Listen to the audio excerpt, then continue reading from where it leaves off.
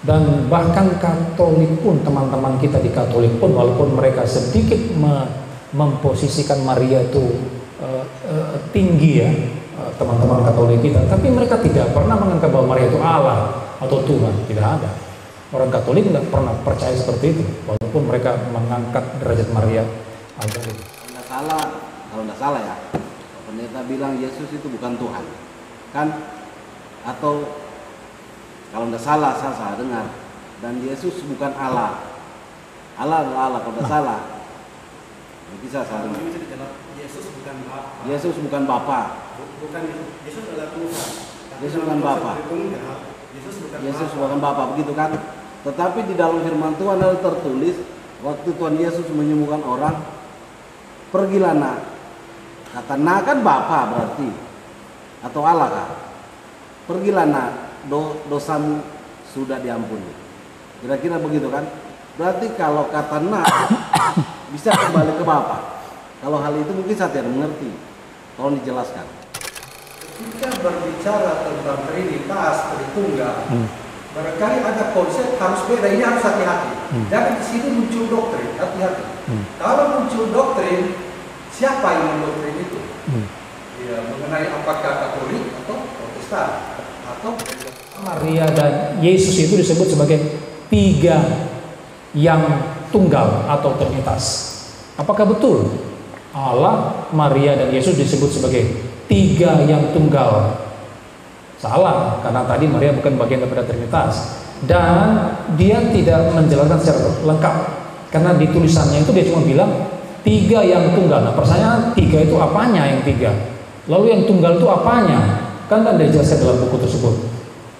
Ya, jadi ini bisa menunjukkan spekulasi-spekulasi yang liar, sehingga orang memahami kalau anak-anak SMP baca itu buku, mereka bisa mempunyai pemahaman yang liar, mengatakan oh Tuhannya orang Kristen ada tiga, Maria juga Tuhan. Nah, berarti bahwa kita bisa simpulkan, berarti penulis buku PPKN itu telah melakukan sebuah kesalahan logika, sebuah kesalahan berpikir yang disebut dengan Straumann fallacy.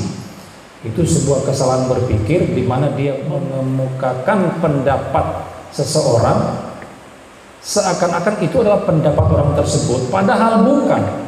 Jadi penulis buku PPKN itu sedang melakukan Straumann fallacy terhadap ajaran Kristen. Salah total. Haleluya, persembahkan bila bala kerajaan.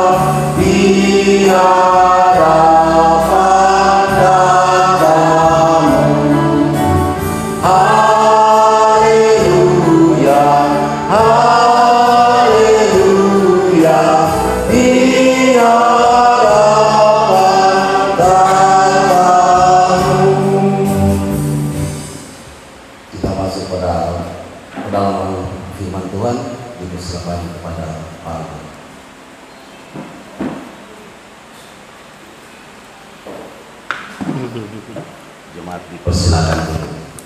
Di sini juga mau.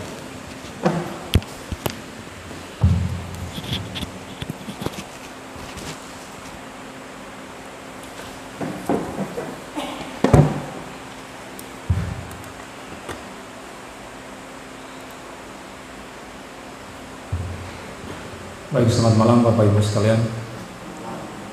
Ya, seperti biasa di dalam setiap bulan di minggu yang pertama kita PA, pendalaman Alkitab.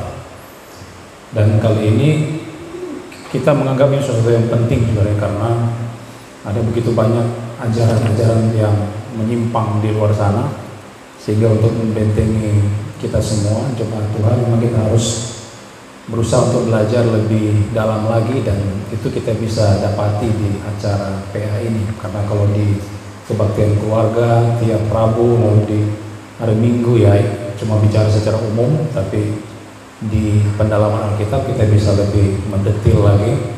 sehingga kita bisa memahami dengan baik. Oke, sebelum kita mulai, mari kita berdoa bersama. Kami bersyukur Bapa di surga karena ada kesempatan yang Kau berikan bagi kami untuk merenungkan sebagian daripada firman. Kami tahu kami makhluk yang terbatas, penuh dengan kelemahan Tuhan, dan oleh karena itu kami mohon Engkau hadir bersama kami di tempat ini malam ini untuk memimpin, mengarahkan seluruh sesi pemberitaan firman-Mu mulai dari awal hingga berakhirnya. Engkau pimpin Tuhan, berkati hamba-Mu yang akan menyampaikan, beri dia kata-kata yang berasal daripada-Mu, sehingga semua yang dia sampaikan itu sungguh-sungguh sesuai dengan firman-Mu.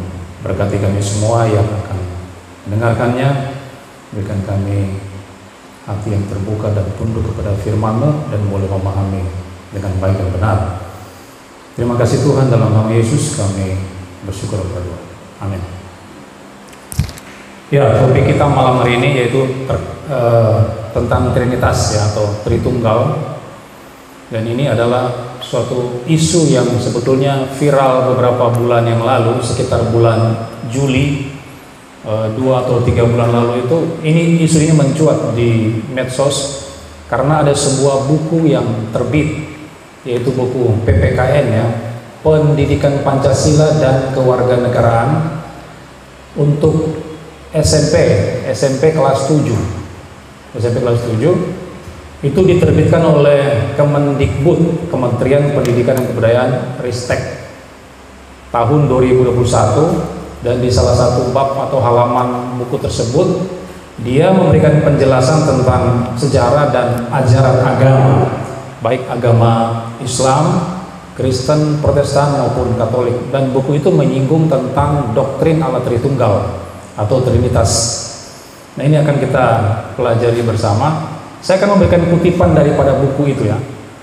Nah, ini kutipannya. Di buku itu dicatat seperti ini. Nomor 2, Kristen Protestan. Agama Kristen Protestan itu mulai berkembang setelah kedatangan bangsa-bangsa Eropa, terutama Belanda dan Inggris sekitar abad 17. Tuhannya adalah Allah. Nah, itu yang saya garis bawahi ya. Tuhannya itu adalah Allah, Bunda Maria, dan Yesus Kristus sebagai 3 yang tunggal atau Trinitas. Injil menjadi kitab sucinya. Umat Kristen Protestan wajib beribadah setiap akhir pekan di gereja masing-masing. Jadi sudah lihat yang saya beri garis bawah itu. Tuhannya orang Kristen Protestan, dia bilang itu adalah Allah, Bunda Maria, dan Yesus Kristus sebagai 3 yang tunggal atau Trinitas. Jadi ini pernyataan dia. Lalu nomor 3, Katolik. Agama Katolik mulai berkembang bersama dengan kedatangan bangsa Spanyol dan Portugis di abad 16. Tuhannya sama dengan Kristen Protestan, yakni Trinitas Allah, Bunda Maria, dan Yesus Kristus. Kitab sucinya juga Injil, dengan peribadatan tersendiri berbeda dengan Protestan. Umat Katolik wajib beribadah setiap akhir pekan di gereja Katolik. Penulis dari buku ini adalah Zain Uhrowi dan Ruslinawati, tahun 2021, cetakan yang pertama. Saudara bisa melihat sumbernya banyak di internet, saudara bisa klik aja, itu bisa muncul di sana. Nah, dari kutipan itu ada 2 hal yang disampaikan di dalamnya yang perlu kita respons malam ini. Pertama adalah Tuhannya orang Kristen, Protestan, dan Katolik, dia bilang itu adalah Allah, Bunda Maria, dan Yesus Kristus. Yang kedua adalah Tuhan itu dinyatakan sebagai 3 yang tunggal atau Trinitas. Nah, 2 poin ini akan kita bahas bersama-sama dan akan saya jawab. Sebelum saya menjawab itu, saya akan memberikan secara ringkas tentang doktrin Allah Tritunggal itu seperti apa. Ini sebetulnya sudah pernah kita bahas waktu PA beberapa tahun lalu, masih zamannya Pak Nofri itu. Waktu itu Pak Koming yang menyampaikan materi tentang Tritunggal, tapi tidak ada salahnya kalau kita ulang lagi dan saya memberikan penekanan yang lain, di sisi yang lain, agak berbeda dengan Koming. Kita akan belajar Trinitas itu menurut Alkitab. Yang pertama, bisakah kita memahami Allah? Nah, kita kan sedang mau bicara Tritunggal, itu bicara tentang Allah, doktrin Allah. Nah, bisa nggak kita memahami Allah secara sempurna? Pertama, lalu yang kedua kita akan melihat istilah Tritunggal. Tritunggal itu ada nggak dalam Alkitab?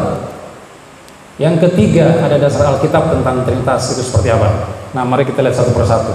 Yang pertama, bisakah manusia memahami Allah?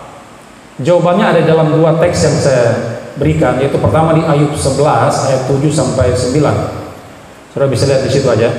Dapatkah engkau memahami hakikat Allah, menyelami batas-batas kekuasaan yang maha kuasa? Ayat 7 bertanya di situ kan, ada tanda tanya. Dapatkah engkau memahami hakikat Allah, menyelami batas-batas kekuasaan yang maha kuasa? Jawabannya di ayat 8 dan 9. Tingginya seperti langit, apa yang dapat kau lakukan? Dalamnya melebihi dunia orang mati, apa yang dapat kau ketahui? Ayat 9. Lebih panjang daripada bumi ukurannya dan lebih luas daripada samudera. Jadi ayat 7 ditanya, dapatkah engkau memahami hakikat Allah? Ayat 8 dan 9 mencatat bahwa wah, tingginya itu luar biasa seperti langit, dalamnya luar biasa, lebih panjang daripada bumi dan sebagainya. Jadi jawabannya adalah sebetulnya adalah tidak dapat memahami secara sempurna maksudnya. Itu ditunjukkan dalam ayat 8 dan 9. Lalu di ayat yang kedua, Ayub 37 ayat 32 sampai 23. Dari sebelah utara muncul sinar keemasan, Allah diliputi oleh keagungan yang dahsyat, yang maha kuasa tidak dapat kita pahami. Besar kekuasaan dan keadilannya, walaupun kaya akan kebenaran, ia tidak menindasnya. Jadi teksnya mencatat Allah itu diliputi keagungan yang dahsyat. Lalu ayat 23, yang maha kuasa tidak dapat kita pahami. Jadi kita tidak dapat memahami Allah. Kedua teks itu sedang menjelaskan bahwa memang kita tidak bisa memahami Allah dengan sempurna. Kita ini adalah makhluk yang terbatas, manusia ciptaan Allah, penuh kelemahan, maka otak kita juga kita terbatas. Sehingga otak yang terbatas ini ketika mau mendekati pribadi yang tidak terbatas, tidak bisa. Kita bisa memahami Allah, tapi dalam batas-batas tertentu. Tidak bisa mutlak 100% kita bisa paham, tidak bisa. Kenapa? Karena kita terbatas, makhluk yang terbatas. Kita mau memahami pribadi yang tidak terbatas, mustahil, tidak bisa. Tapi bukan berarti, oh sudah jauh, kalau begitu orang tidak usah belajar doktrin Allah, tidak usah belajar Tritunggal, karena ya susah mau paham Allah itu setengah mati. Tidak juga begitu. Kita mesti memahami Allah, kita mesti memahami doktrin Tritunggal, karena ajaran ini merupakan salah satu dasar iman Kristen, ajaran yang fundamental. Ada orang-orang yang mengatakan bahwa Tritunggal itu sekunder, bukan yang primer. Tidak, Tritunggal ini doktrin primer, doktrin utama, salah satu yang fundamental dalam Kristen, sehingga kita harus memahaminya. Walaupun memang Allah tidak bisa kita pahami sempurna, tapi kita kan harus berusaha memahaminya sesuai apa yang dinyatakan oleh kitab suci. Itu yang pertama. Yang kedua, istilah Tritunggal. Istilah Tritunggal itu ada nggak di Alkitab? Kita mau bahas Tritunggal. Nah sekarang pertanyaannya, istilah itu ada nggak di dalam Alkitab? Ternyata kalau kita cari kata itu mulai dari Kejadian sampai Wahyu, kita memang tidak menemukan istilah itu. Satu ayat pun tidak pernah mencatat istilah tersebut, tidak pernah dimunculkan. Loh, kalau begitu ngapain kita orang mau belajar Tritunggal? Istrinya sendiri tidak ada, kenapa kita mau belajar? Nah, istilah itu muncul untuk apa? Untuk merangkum seluruh ajaran di dalam Alkitab.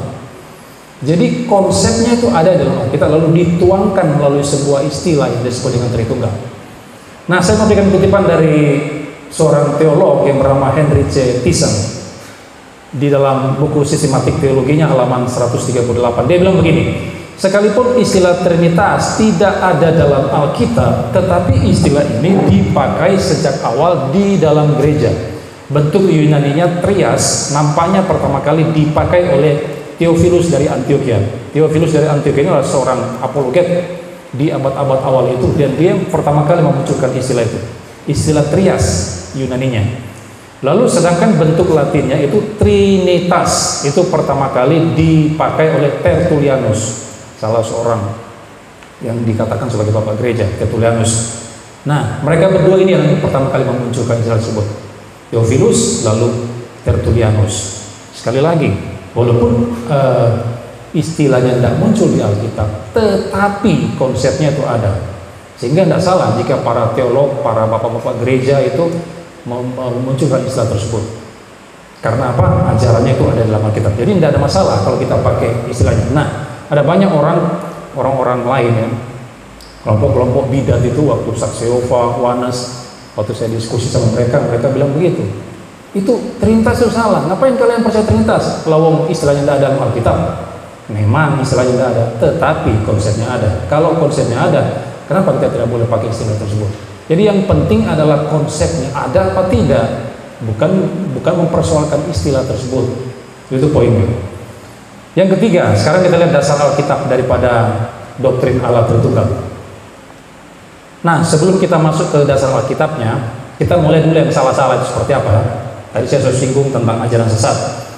Nah, ada begitu banyak ajaran sesat terkait dengan doktrin Allah.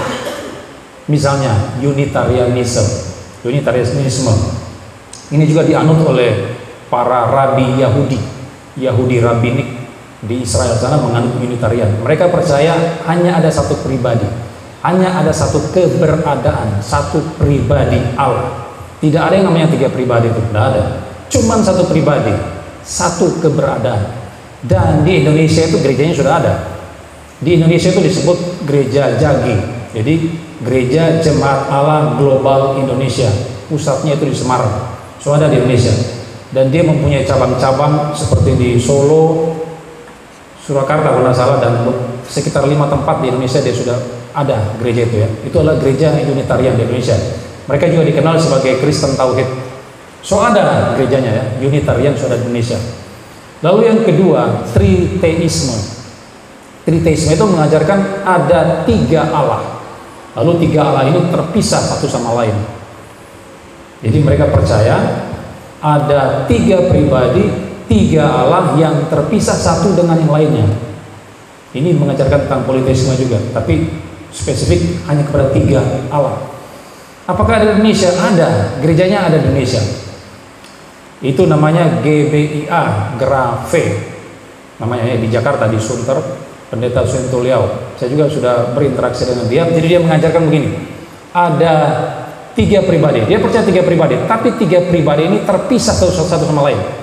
Pada waktu Bapa di surga, lalu dia mengutus anaknya kan, Yohanes 3:16, Bapa mengutus anak ke dalam dunia. Waktu anak turun ke dalam dunia, Yesus anak itu sudah tidak ada di surga lagi.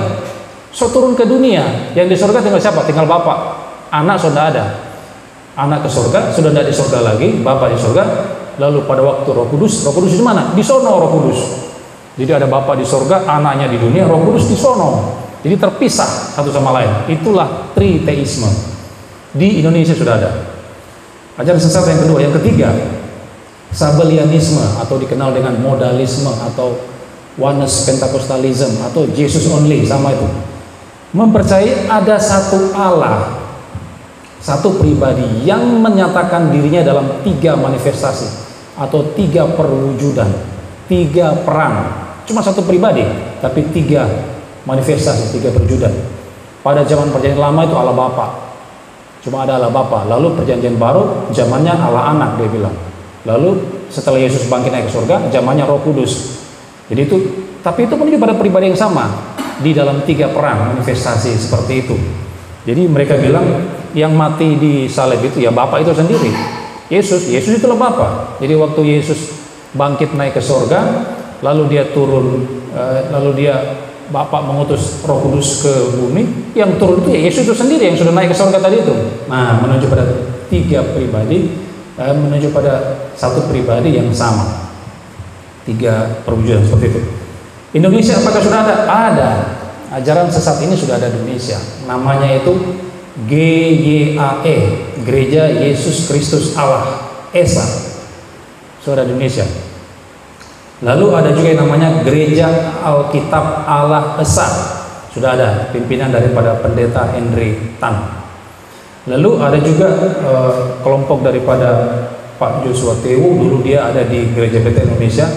Lalu kemudian karena ajarannya dilihat oleh pimpinan Gereja Betel itu sudah menyimpang, dia menganut Sabellianisme, lalu kemudian dia keluar dari itu mendirikan gereja sendiri. Di Indonesia sudah ada ajaran ini, Sabellianisme. Lalu yang keempat adalah Arianisme, yang menyatakan bahwa Yesus itu bukan Allah yang sejati. Yesus bukan Allah yang sejati, tapi Allah yang sekunder. Bukan Allah mayor, tapi Allah minor. Itulah Arianisme, dan dia mengatakan bahwa Yesus adalah ciptaan daripada Allah. Jadi Yesus diciptakan pertama kali oleh Allah Bapa, kemudian melalui Yesus diciptakanlah segala sesuatu. Jadi Yesus ada hierarki antara Bapa dan Yesus. Bapa lebih tinggi, Yesus di bawah daripada Bapa, posisinya lebih rendah daripada Bapa. Ini menjaga hierarki, itulah Arianisme. Lalu apakah di Indonesia sudah ada? Sudah ada Indonesia. Dia muncul dengan nama yang baru yang disebut dengan saksi-saksi Yehuwa atau saksi Yehova. Mereka saksi Yehova itu punya nenek moyang yang namanya Arianisme, Arius ya, nenek moyang saksi Yehova. Apakah di Indonesia ada? Sudah ada di Indonesia. Bahkan di Palu itu sudah ada. Dia punya tempat beribadah, itu namanya Balai Kerajaan. Di Palu itu di Jalan Towa. Jadi kalau saudara ke Jalan Towa itu mulai dari Mongin Sidi, terus dapat perempatan Basuki Rahmat, terus itu kan Towa itu. Nah terus ada sebelah kanan itu Geraha Towa namanya itu. Sebelah kanan disitulah DP Balai Kerajaan. Saudara masuk ke kanan situ ada ruko-ruko, disitulah Balai Kerajaan Saksi Yehova di Palu, di Jalan Towa. Jemaatnya kurang lebih 100-an orang waktu itu, dan saya sudah beberapa kali ke Balai Kerajaannya mereka di Palu untuk ikut bersama mereka. Sudah ada di Palu. Nah itu adalah ajaran-ajaran sesat yang menafsirkan Allah secara salah dan keliru. Kita tidak boleh mengikuti mereka karena mereka tidak alkitabiah. Sebentar saya akan buktikan kekeliruan mereka. Lalu kita akan masuk di dalam analogi. Dalam memahami Allah Tritunggal, banyak orang-orang, para teolog termasuk juga, mereka ketika mau menjelaskan Tritunggal itu kan susah ya, sulit sekali. Bagaimana ini? Ada 3 pribadi di dalam satu esensi, itu bagaimana menjelaskan kepada jemaat. Lalu mereka memunculkan analogi-analogi untuk memberikan gambaran sehingga jemaat bisa mudah memahami itu. Misalnya mereka memberikan analogi rokok. Rokok itu kan terdiri atas 3 unsur. Ada filter, ada pegang rokok tidak? Ada filter, lalu ada kertas dan tembakau. Tapi 3 unsur itu merupakan ada di dalam satu, yaitu rokok. Rokok itu cuma satu, tapi terdiri atas 3 unsur. Ada filter, ada kertas, ada tembakau. Walaupun ada 3, tapi tetap adalah satu rokok. Bukan 3 rokok, cuma 1 rokok, tapi terdiri atas 3 unsur. Itu memberikan gambaran tentang Tritunggal. Tapi apakah analogi itu betul? Kalau kita mau mempelajari secara serius, analogi itu sebetulnya keliru, salah. Karena yang namanya rokok itu harus terdiri atas 3 unsur itu toh. Kalau cuma ada kertas misalnya, apakah bisa disebut sebagai rokok? Tidak bisa.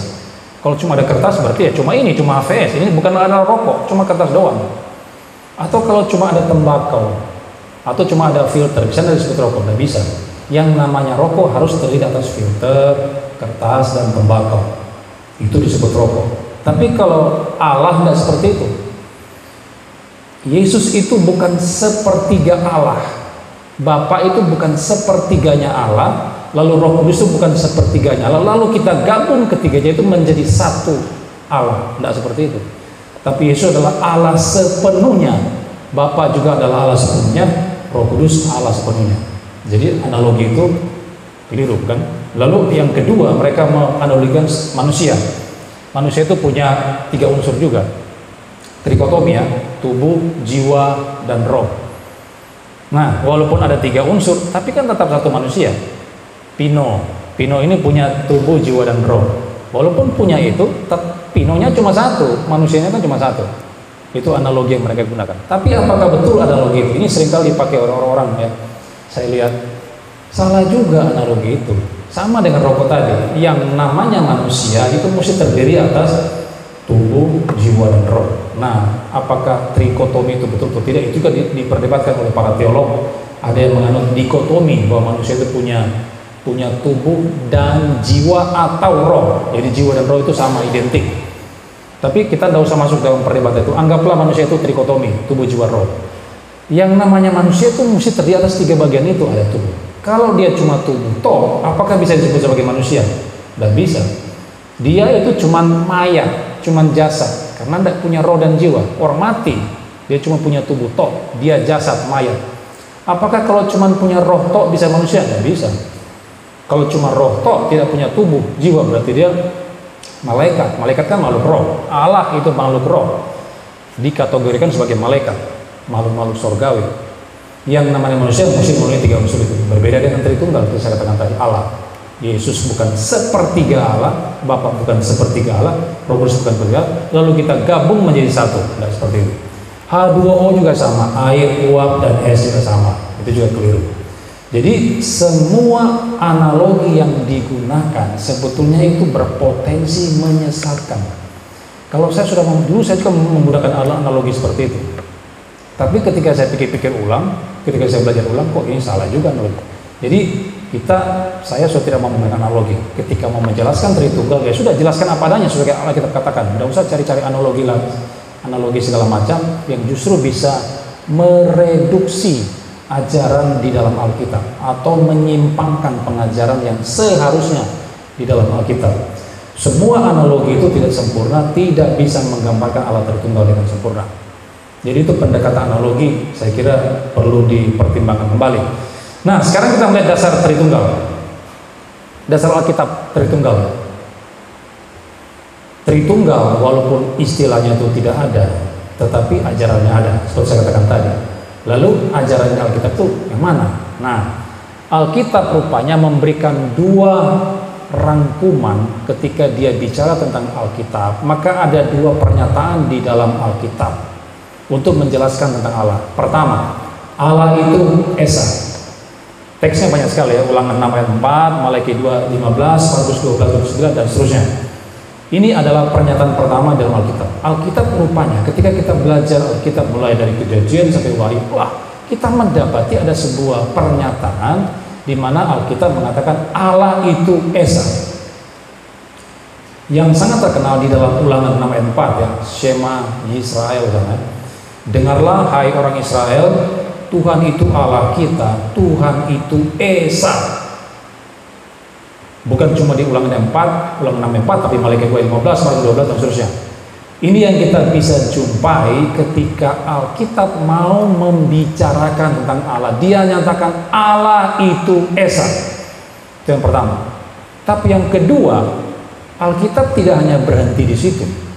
Rupanya Allah itu bukan hanya Esa, tetapi di dalam keesaan Allah itu terdapat semacam kejamakan tertentu dalam tanda kutip. Saya masih memberikan tanda kutip karena tidak jelas yang jamak itu apa. Di dalam keesaan Allah ternyata ada kejamakan tertentu. Itu maksudnya apa? Jamaknya apa? Apakah jamak Allah berarti kita percaya 3 Allah? Tunggu dulu, nanti kita lihat di Alkitab ya. Kita melihat misalnya di dalam Kejadian pasal 1 ayat 26, Kejadian 1:26, ternyata di dalam teks itu mencatat tentang muncul kata kita di sana kan. Ada kata kita di dalam Kejadian 1:26. Nah, kata kita itu adalah merupakan kata ganti orang pertama bentuk jamak. Kata kita, kata ganti orang pertama bentuk jamak. Kita itu kan jamak, bukan berarti terdiri lebih dari 1. Tapi di dalam teks itu, kalau kita cuma fokus di dalam ayat 26, kita tidak bisa memutuskan yang jamak itu apa atau yang mana saja yang merupakan bagian daripada yang jamak itu. Kalau kita cuma fokus di situ, tidak bisa kita ketahui. Yang jelas, ketika Allah mengatakan, baiklah kita menjadikan manusia menurut gambar kita, dalam Kejadian 1:26. Waktu itu Allah mengajak oknum lain untuk bersama-sama mencipta. Disitulah kata kita muncul. Berarti lebih dari 1 oknum di sana. Tentu lewat kata kita itu kan. Lalu yang kedua, ternyata Alkitab ketika kita belajar di Alkitab, seluruh bagian Alkitab, ternyata Alkitab mencatat Allah itu atau Bapa itu disebut sebagai Allah. 1 Korintus 8:6. Tapi bukan hanya Bapa yang adalah Allah, Yesus atau anak juga disebut adalah Allah. Misalnya Yesaya 9 ayat 5, lalu Yohanes 1 ayat 1, Ibrani 1 ayat 8 dan sebagainya. Yesus juga disebut Allah. Waduh, berarti ada 2 Allah saudara. Silahkah orang Kristen percaya 2 Allah? Ternyata bukan cuma 2. Alkitab menambahkan lagi 1 poin. Waktu kita baca Alkitab, Alkitab menyatakan Roh Kudus juga Allah. Kisah Rasul 5 ayat 34 itu peristiwa Ananias dan Safira ketika mereka mendustai para rasul. Detik itu juga mati si Ananias Safira itu ya. Lalu para rasul mengatakan, kamu bukan mendustai manusia, tapi kamu mendustai Allah. Maksudnya Roh Kudus itu adalah Allah juga. Nah, berarti apakah orang Kristen percaya 3 Allah? Karena Alkitab mencatat Bapa Allah, Anak itu atau Yesus adalah Allah, Roh Kudus adalah Allah. Silakan. Berarti kita orang ini percaya 3 Allah. Nah, jangan dulu, sabar dulu. Itu menjelaskan kejamakan tertentu di dalam Allah. Lalu kalau kita melihat di Alkitab juga, ternyata Alkitab membedakan ketiga oknum itu, Bapa, Anak, dan Roh Kudus. Itu terlihat ketika Bapa misalnya mengutus Anak. Yohanes 3:16 kan, karena begitu besar kasih Allah ke dunia ini sehingga Ia mengaruniakan Anak yang tunggal. Lalu ayat ke-17, Allah Bapa mengutus Anaknya ke dunia. Jadi ternyata ada satu pribadi yang mengutus yang lain, satu mengutus yang lain. Nah, lalu ada juga ketika kita belajar Alkitab, ternyata yang satu bisa mengasihi yang lain. Nah, kalau kita memperhatikan dalam Yohanes pasal 17 ayat 24, ternyata itu Bapak sudah mengasihi Yesus sebelum dunia dijadikan. Kalau sebelum dunia dijadikan, berarti itu bicara tentang kekekalan masa lampau, pra-eksistensi Kristus, Yesus. Jadi sebelum Yesus menjadi orang manusia di dunia ini, ternyata Bapa itu sudah mengasihi dia. Ada saling mengasihi di sana. Pertama ada mengutus, yang satu mengutus yang lain. Yang kedua, yang satu bisa mengasihi yang lain. Nah, dari semua hal itu, semua hal yang sudah saya sampaikan tadi itu, maka kita bisa memunculkan sebuah konklusi, sebuah kesimpulan. Makanya para teolog menyimpulkan, oh berarti Allah yang harusnya kita percayai, yang dinyatakan di dalam Alkitab itu adalah Allah di dalam 3 pribadi, tetapi satu esensi atau satu substansi atau satu hakikat. Ini adalah kesimpulan dari pembacaan total terhadap Alkitab. Jadi kalau kita membaca mulai dari Kejadian sampai Wahyu, Alkitab memberikan kesimpulan bahwa Allah itu ada di dalam 3 pribadi, tetapi satu esensi atau substansi. Kenapa 3 pribadi? Karena yang satu bisa mengutus yang lain, yang satu bisa berbicara kepada yang lain. Ibrani 1:8 mengatakan Bapa berkata kepada Anak, kepada Yesus ya, Ibrani 1:8, tatamu ya Allah. Jadi Bapa ngomong kepada Anak. Kalau itu bukan pribadi yang berbeda, bagaimana mungkin yang satu bisa berbicara kepada yang lain? Gak mungkin toh. Saya tidak bisa berbicara kepada diriku sendiri. Kalau saya mau perlu sesuatu, saya bicara sama diriku sendiri. Albert, sekarang bawa PA kamu ya. Loh, kenapa saya kok bisa bicara sama diri sendiri? Nggak bisa, hanya orang gila yang bisa seperti itu kan. Orang gila itu bisa bicara sama diri sendiri. Tapi Allah tidak seperti itu. Allah berbicara kepada oknum yang lain. Itu menunjukkan ada 2 pribadi yang berbeda. Yang satu bisa mengutus yang lain, yang satu mengasihi yang lain, menunjukkan ada 2 pribadi, ada pribadi-pribadi yang berbeda di sana. Dan ternyata pribadi-pribadi itu dikunci di dalam 3 saja. Tidak ada 4 pribadi, tidak ada 2 pribadi, tidak ada 10 pribadi, tidak ada 100 pribadi, tidak ada. Pribadi itu dikunci di dalam 3. Jadi hanya 3 pribadi, tetapi satu esensi atau satu hakikat. Nah, itu pembacaan yang total dari seluruh Alkitab. Maka muncullah yang namanya doktrin Allah Tritunggal. Sehingga para teolog, bapak-bapak gereja memunculkan istilah Tritunggal. Kenapa? Dari seluruh konsep Alkitab yang sudah saya jelaskan tadi. Tritunggal, yang tri itu apa? Tri itu 3. Yang tri apa? Pribadi. Yang tunggal apa? Esensinya atau hakikatnya. Jadi Tritunggal, 3 pribadi, tri pribadi, lalu tunggal esensi atau hakikat. Begitu. Nah, itu adalah ajaran Alkitab tentang Tritunggal. Singkat aja ya. Nanti kita kembangkan di sesi tanya jawab. Lalu sekarang kita kembali kepada buku tadi ya, buku PPKN tadi. Kan di PPKN menjelaskan 2 poin tadi yang saya katakan ya, bahwa Tuhannya orang Kristus Allah, Maria dan Yesus. Apakah benar demikian? Nah sekarang pertanyaannya, bagaimana dengan Maria? Kalau tadi kita sudah belajar tentang Allah, ada Bapa, Anak, Roh Kudus, 3 pribadi satu hakikat, lalu bagaimana dengan Maria? Pertanyaannya itu ya, siapakah Maria itu?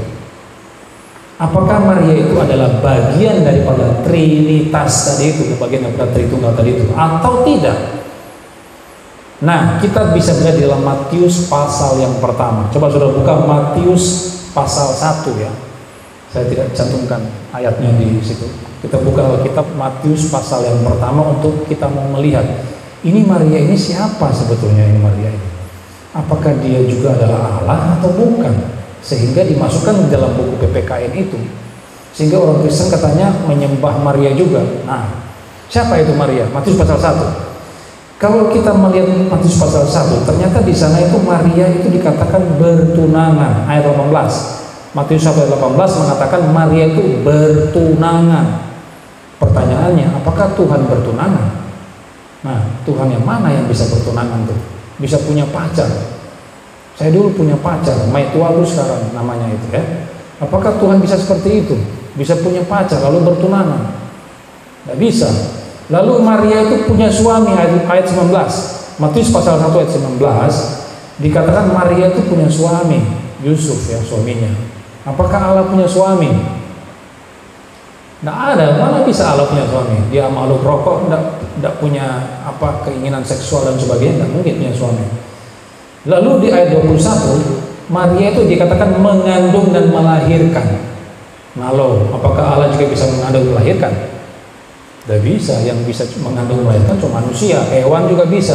Sapi bisa melahirkan sapi, kambing bisa melahirkan kambing, tapi Allah tidak bisa. Allah tidak bisa mengandung dan melahirkan. Cuma manusia, cuma hewan yang bisa. Jadi Maria itu bukan kategori Allah dia. Tidak bisa dia disebut sebagai Allah.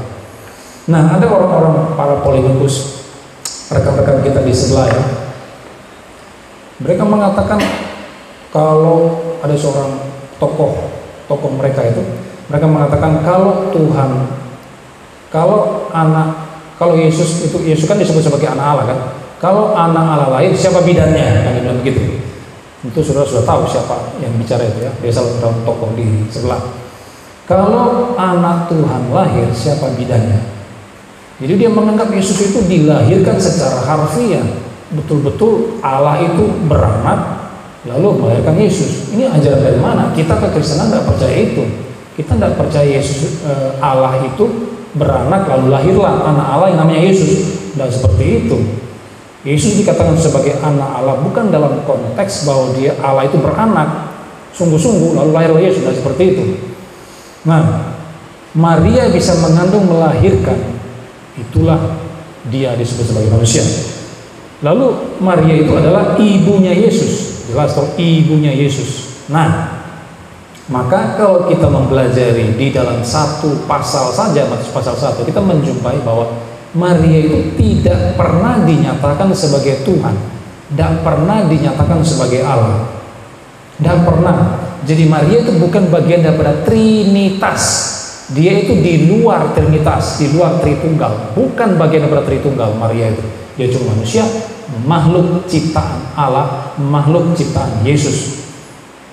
Dia ibunya Yesus, dicipta oleh Yesus. Karena Yohanes 1 ayat 3 mengatakan segala sesuatu dijadikan oleh dia, oleh firman, oleh logos, oleh Yesus itu. Maka Maria itu merupakan bagian dari ciptaan Yesus. Dia tidak setara dengan Yesus, di bawah levelnya, tidak bisa dikategorikan sebagai Allah. Bahkan, nah di PPK itu kan menyinggung tentang Katolik ya. Katolik juga menuhankan Maria katanya. Aduh, makanya itu diprotes sama para hamba-hamba Tuhan Katolik, diserang penulis buku ini ya. Dan bahkan Katolik pun, teman-teman kita di Katolik pun, walaupun mereka sedikit memposisikan Maria itu tinggi ya, teman-teman Katolik kita, tapi mereka tidak pernah menganggap bahwa Maria itu Allah atau Tuhan, tidak ada. Orang Katolik tidak pernah percaya seperti itu, walaupun mereka mengangkat derajat Maria agak lebih tinggi ya. Tapi sekali lagi, Maria itu bukan Allah bagi Katolik. Tidak ada, dia bukan Allah sama sekali. Jadi Maria bukan daripada bagian Trinitas, dan kejamakan pribadi yang sudah saya sebutkan tadi itu tidak termasuk Maria, hanya Bapa, Anak, dan Roh Kudus. Dan sekali lagi Maria tidak pernah dinyatakan sebagai Allah di dalam sepanjang seluruh Alkitab, tidak ada. Nah, setelah kita melihat semua itu dasar-dasar teks Alkitab, sekarang kita akan menjawab buku PPKN tersebut.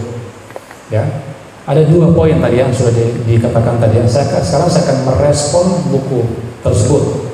Yang pertama, dia mengatakan Tuhannya orang Kristen, Protestan, dan Katolik itu adalah Allah, Maria, dan Yesus. Sekarang jawaban kita seperti apa setelah kita mendengarkan pemaparan saya tadi?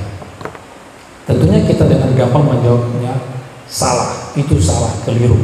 Karena Tuhannya orang Kristen bukan Maria, ya, bukan Maria. Nah, sepintas kalau kita baca pernyataan buku tersebut, kelihatannya dia mau mengatakan Tuhannya Kristen ada 3, ya kan? Karena ada Allah, lalu ada Maria dan Yesus.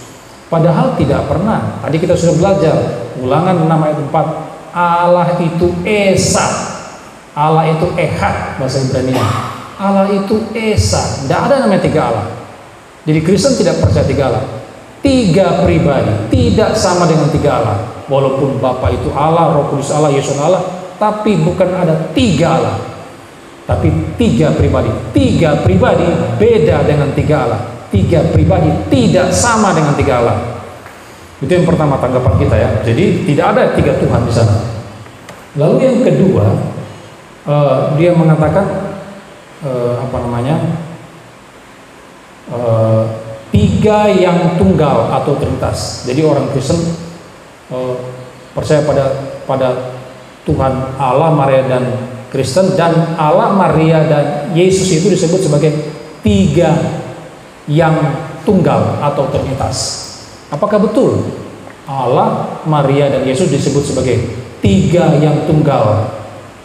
Salah, karena tadi Maria bukan bagian daripada Trinitas, dan dia tidak menjelaskan secara lengkap, karena di tulisannya itu dia cuma bilang 3 yang tunggal. Nah, pertanyaan 3 itu apanya yang 3? Lalu yang tunggal itu apanya? Kan ada dijelaskan dalam buku tersebut. Ya, jadi ini bisa menunjukkan spekulasi-spekulasi yang liar, sehingga orang memahami kalau anak-anak SMP baca itu buku, mereka bisa mempunyai pemahaman yang liar, mengatakan, oh, Tuhannya orang Kristen ada 3, Maria juga Tuhan. Nah, itu keliru total, itu salah dan menentang Alkitab. Nah, itu berarti bahwa kita bisa simpulkan, berarti penulis buku PPKN itu telah melakukan sebuah kesalahan logika, sebuah kesalahan berpikir yang disebut dengan Straumann fallacy. Itu sebuah kesalahan berpikir di mana dia mengemukakan pendapat seseorang seakan-akan itu adalah pendapat orang tersebut, padahal bukan. Itu namanya Straumann fallacy. Jadi penulis buku PPKN itu sedang melakukan Straumann fallacy terhadap ajaran Kristen. Salah total ajarannya itu. Nah, makanya penulis buku itu banyak diserang oleh hamba Tuhan di mana-mana di Indonesia, termasuk di medsos dan sebagainya. Dan pada akhirnya Kemendikbud langsung bereaksi cepat terhadap protes dari hamba Tuhan itu, mendatangi Persekutuan Gereja Indonesia, lalu mengatakan mereka akan menarik peredaran buku tersebut dan merevisi. Dan itu sudah terbukti, Kemendikbud sudah menarik peredaran buku tersebut, lalu mereka sudah merevisi buku tersebut. Tapi itu kan sudah dibaca oleh banyak orang, kasihannya anak-anak kita di SMP sudah baca buku itu. Nah, kalau tidak ada orang yang menjelaskan Tritunggal yang benar, gitu, mereka bisa terpengaruh karena terlanjur sudah dibaca, kasihan itu buku itu. Nah, inilah tugas hamba Tuhan untuk memberikan penjelasan terhadap doktrin Tritunggal. Nah, ternyata setelah saya pelajari dan saya membaca tulisan-tulisan dari hamba Tuhan, ternyata penulis dari buku tersebut adalah seorang Muslim. Jadi Bapak Zain Uhrowi itu adalah seorang Muslim, dan ternyata dia mempunyai konsep Trinitas seperti itu. Memang Allah, Maria, dan Yesus berdasarkan apa? Berdasarkan Quran, kitab sucinya mereka. Jadi apa yang dinyatakan di dalam Quran itu kemudian mereka tarik itu masuk ke dalam buku PPKN. Seakan-akan itu yang dipercaya Kristen, padahal tidak. Orang Kristen tidak percaya hal tersebut. Jadi latar belakangnya itu seperti itu ya. Jadi mereka menggunakan teks-teks di Quran, misalnya dalam Quran surat 4 ayat 171, lalu Quran surat 5 ayat 116, lalu mereka masukkan itu dalam buku PPKN dan menjelaskan konsep Trinitas versi Quran.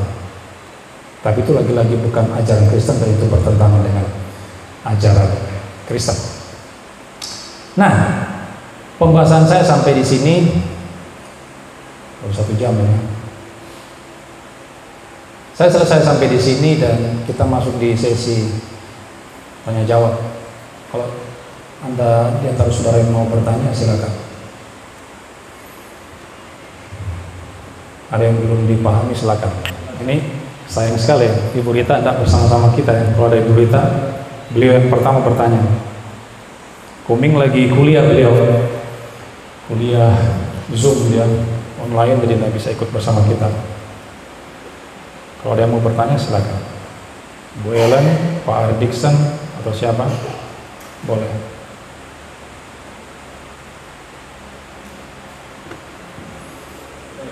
Silakan Pak Dixon.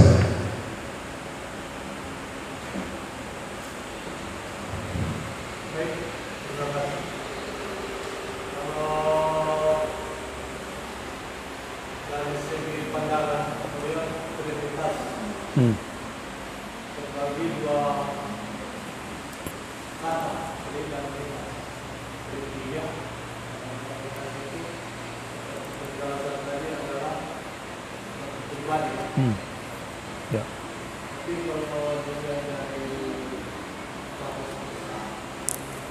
Dilihat dari apa?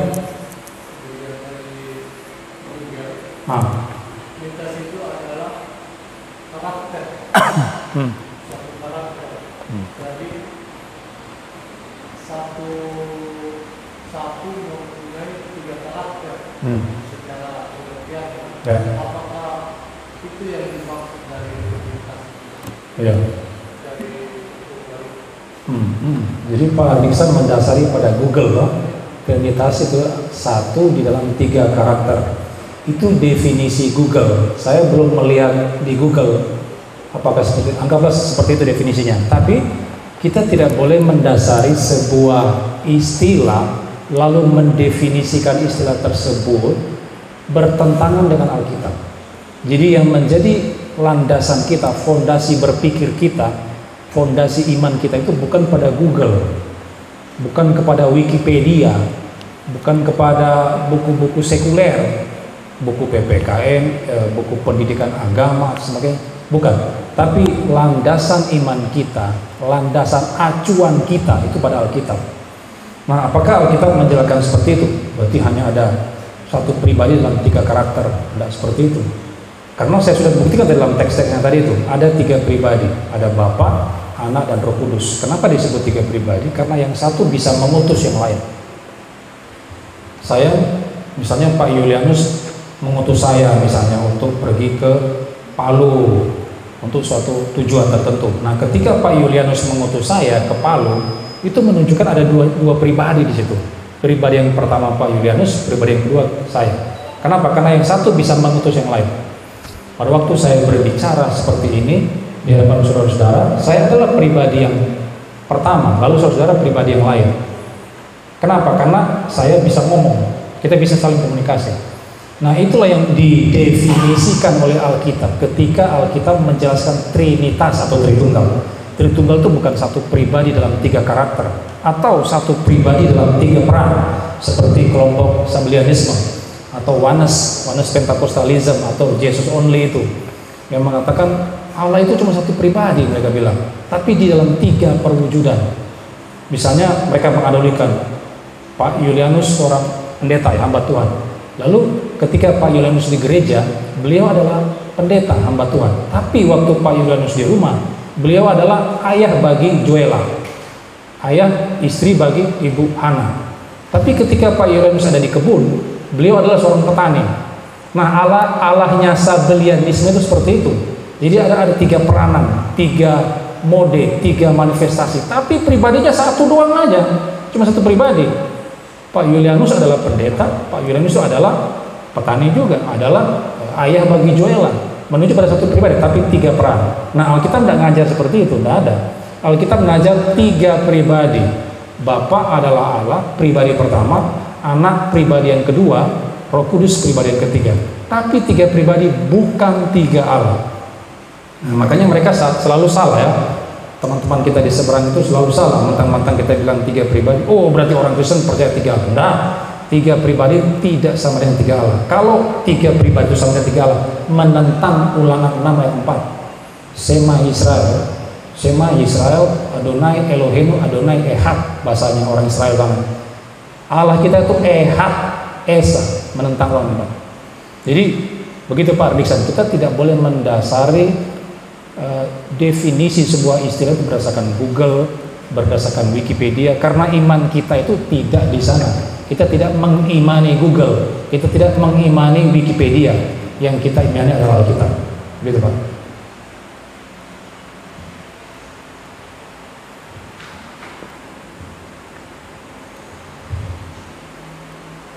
Ada yang lain? Pak Fred?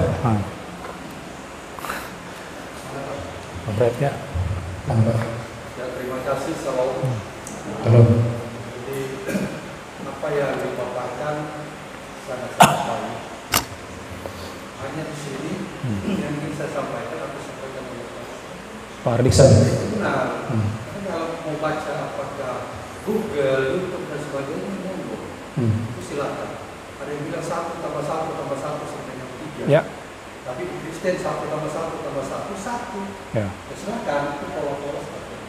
Cuma di sini yang perlu saya sampaikan adalah ketika berbicara tentang buku yang sudah keluar, itu harus nyata apakah buku cetak atau elektronik.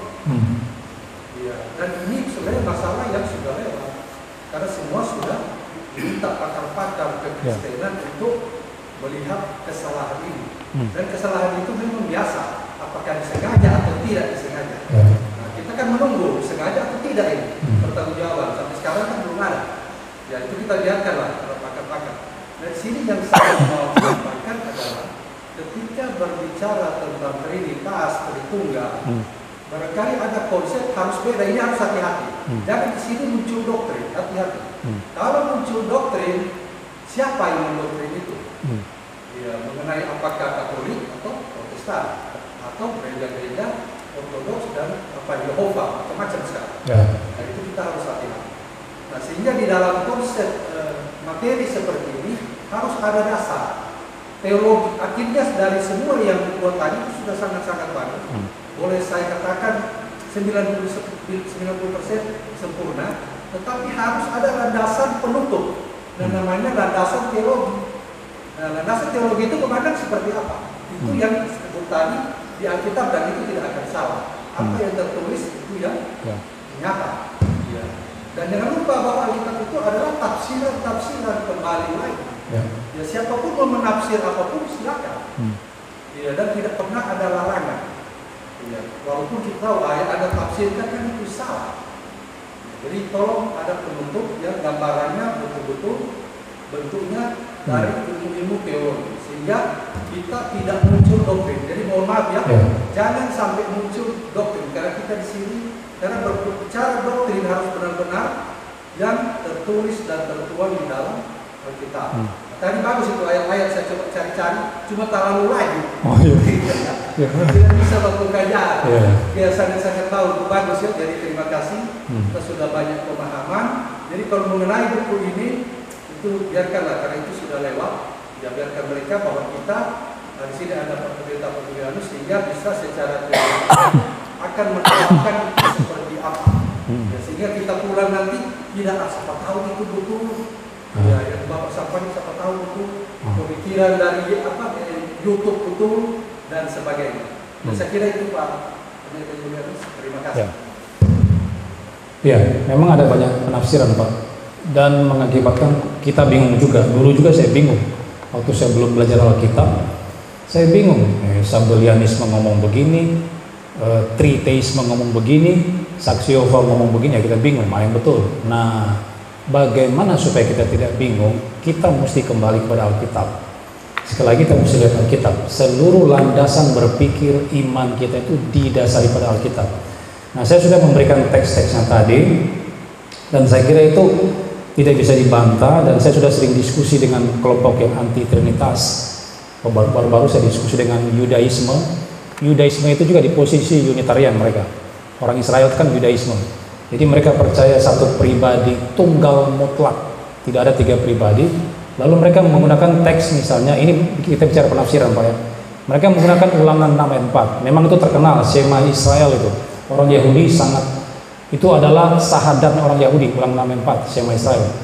Waktu dia kasih teks itu ke saya jawab, oke, tidak masalah dengan teks itu. Saya juga mengimani Ulangan 6 ayat 4 bahwa Allah itu Esa. Betul itu, tidak salah itu. Tapi bagaimana dengan Kejadian 1 ayat 26 misalnya? Jadi saya ajak dia untuk buka Kejadian 1 ayat 26, karena dalam Kejadian 1 ayat 26 ada kata kita di situ muncul. Itu adalah kata ganti orang pertama bentuk jamak. Nah, ini penafsiran. Nah, kita mesti uji semua penafsiran. Boleh-boleh saja orang mau menafsirkan sesuatu, silakan, no problem. Kita negara ini menjamin kebebasan memeluk agama, berpikir, berpendapat, silakan. Tapi sekali lagi, apakah itu Alkitabiah atau tidak? Nah, kita harus uji penafsiran itu apakah benar tidak. Nah, orang Yudaisme mendasari pada Ulangan 6 ayat 4. Lalu bagaimana Kejadian 1 ayat 26 yang menunjukkan ada kejamakan pribadi dalam Allah? Lalu dia jawab begini. Kejadian 1 ayat 26 itu kata kita itu adalah mencakup malaikat. Itu dorong penafsiran, ini penafsiran Yudaisme. Nah, apakah betul itu? Salah. Kenapa? Karena kalau kita menafsirkan kata kita di ayat 26 itu merujuk pada malaikat juga, itu akan melawan satu ayat setelahnya, melawan ayat yang ke-27. Coba kita buka Kejadian pasal 1 ayat 27 ya. Coba kita buka dulu. Mari kita lihat Kejadian pasal 1 ayat yang ke-27. Jadi kalau kita mau memahami sebuah teks, sekali lagi sistem penafsiran yang benar adalah harus kontekstual. Kita tidak boleh menyoroti satu teks lalu kita mengisolasi teks itu, lalu kita mengabaikan ayat-ayat sebelum dan sesudahnya. Nah, mari kita menafsirkan teks secara bertanggung jawab, secara komprehensif.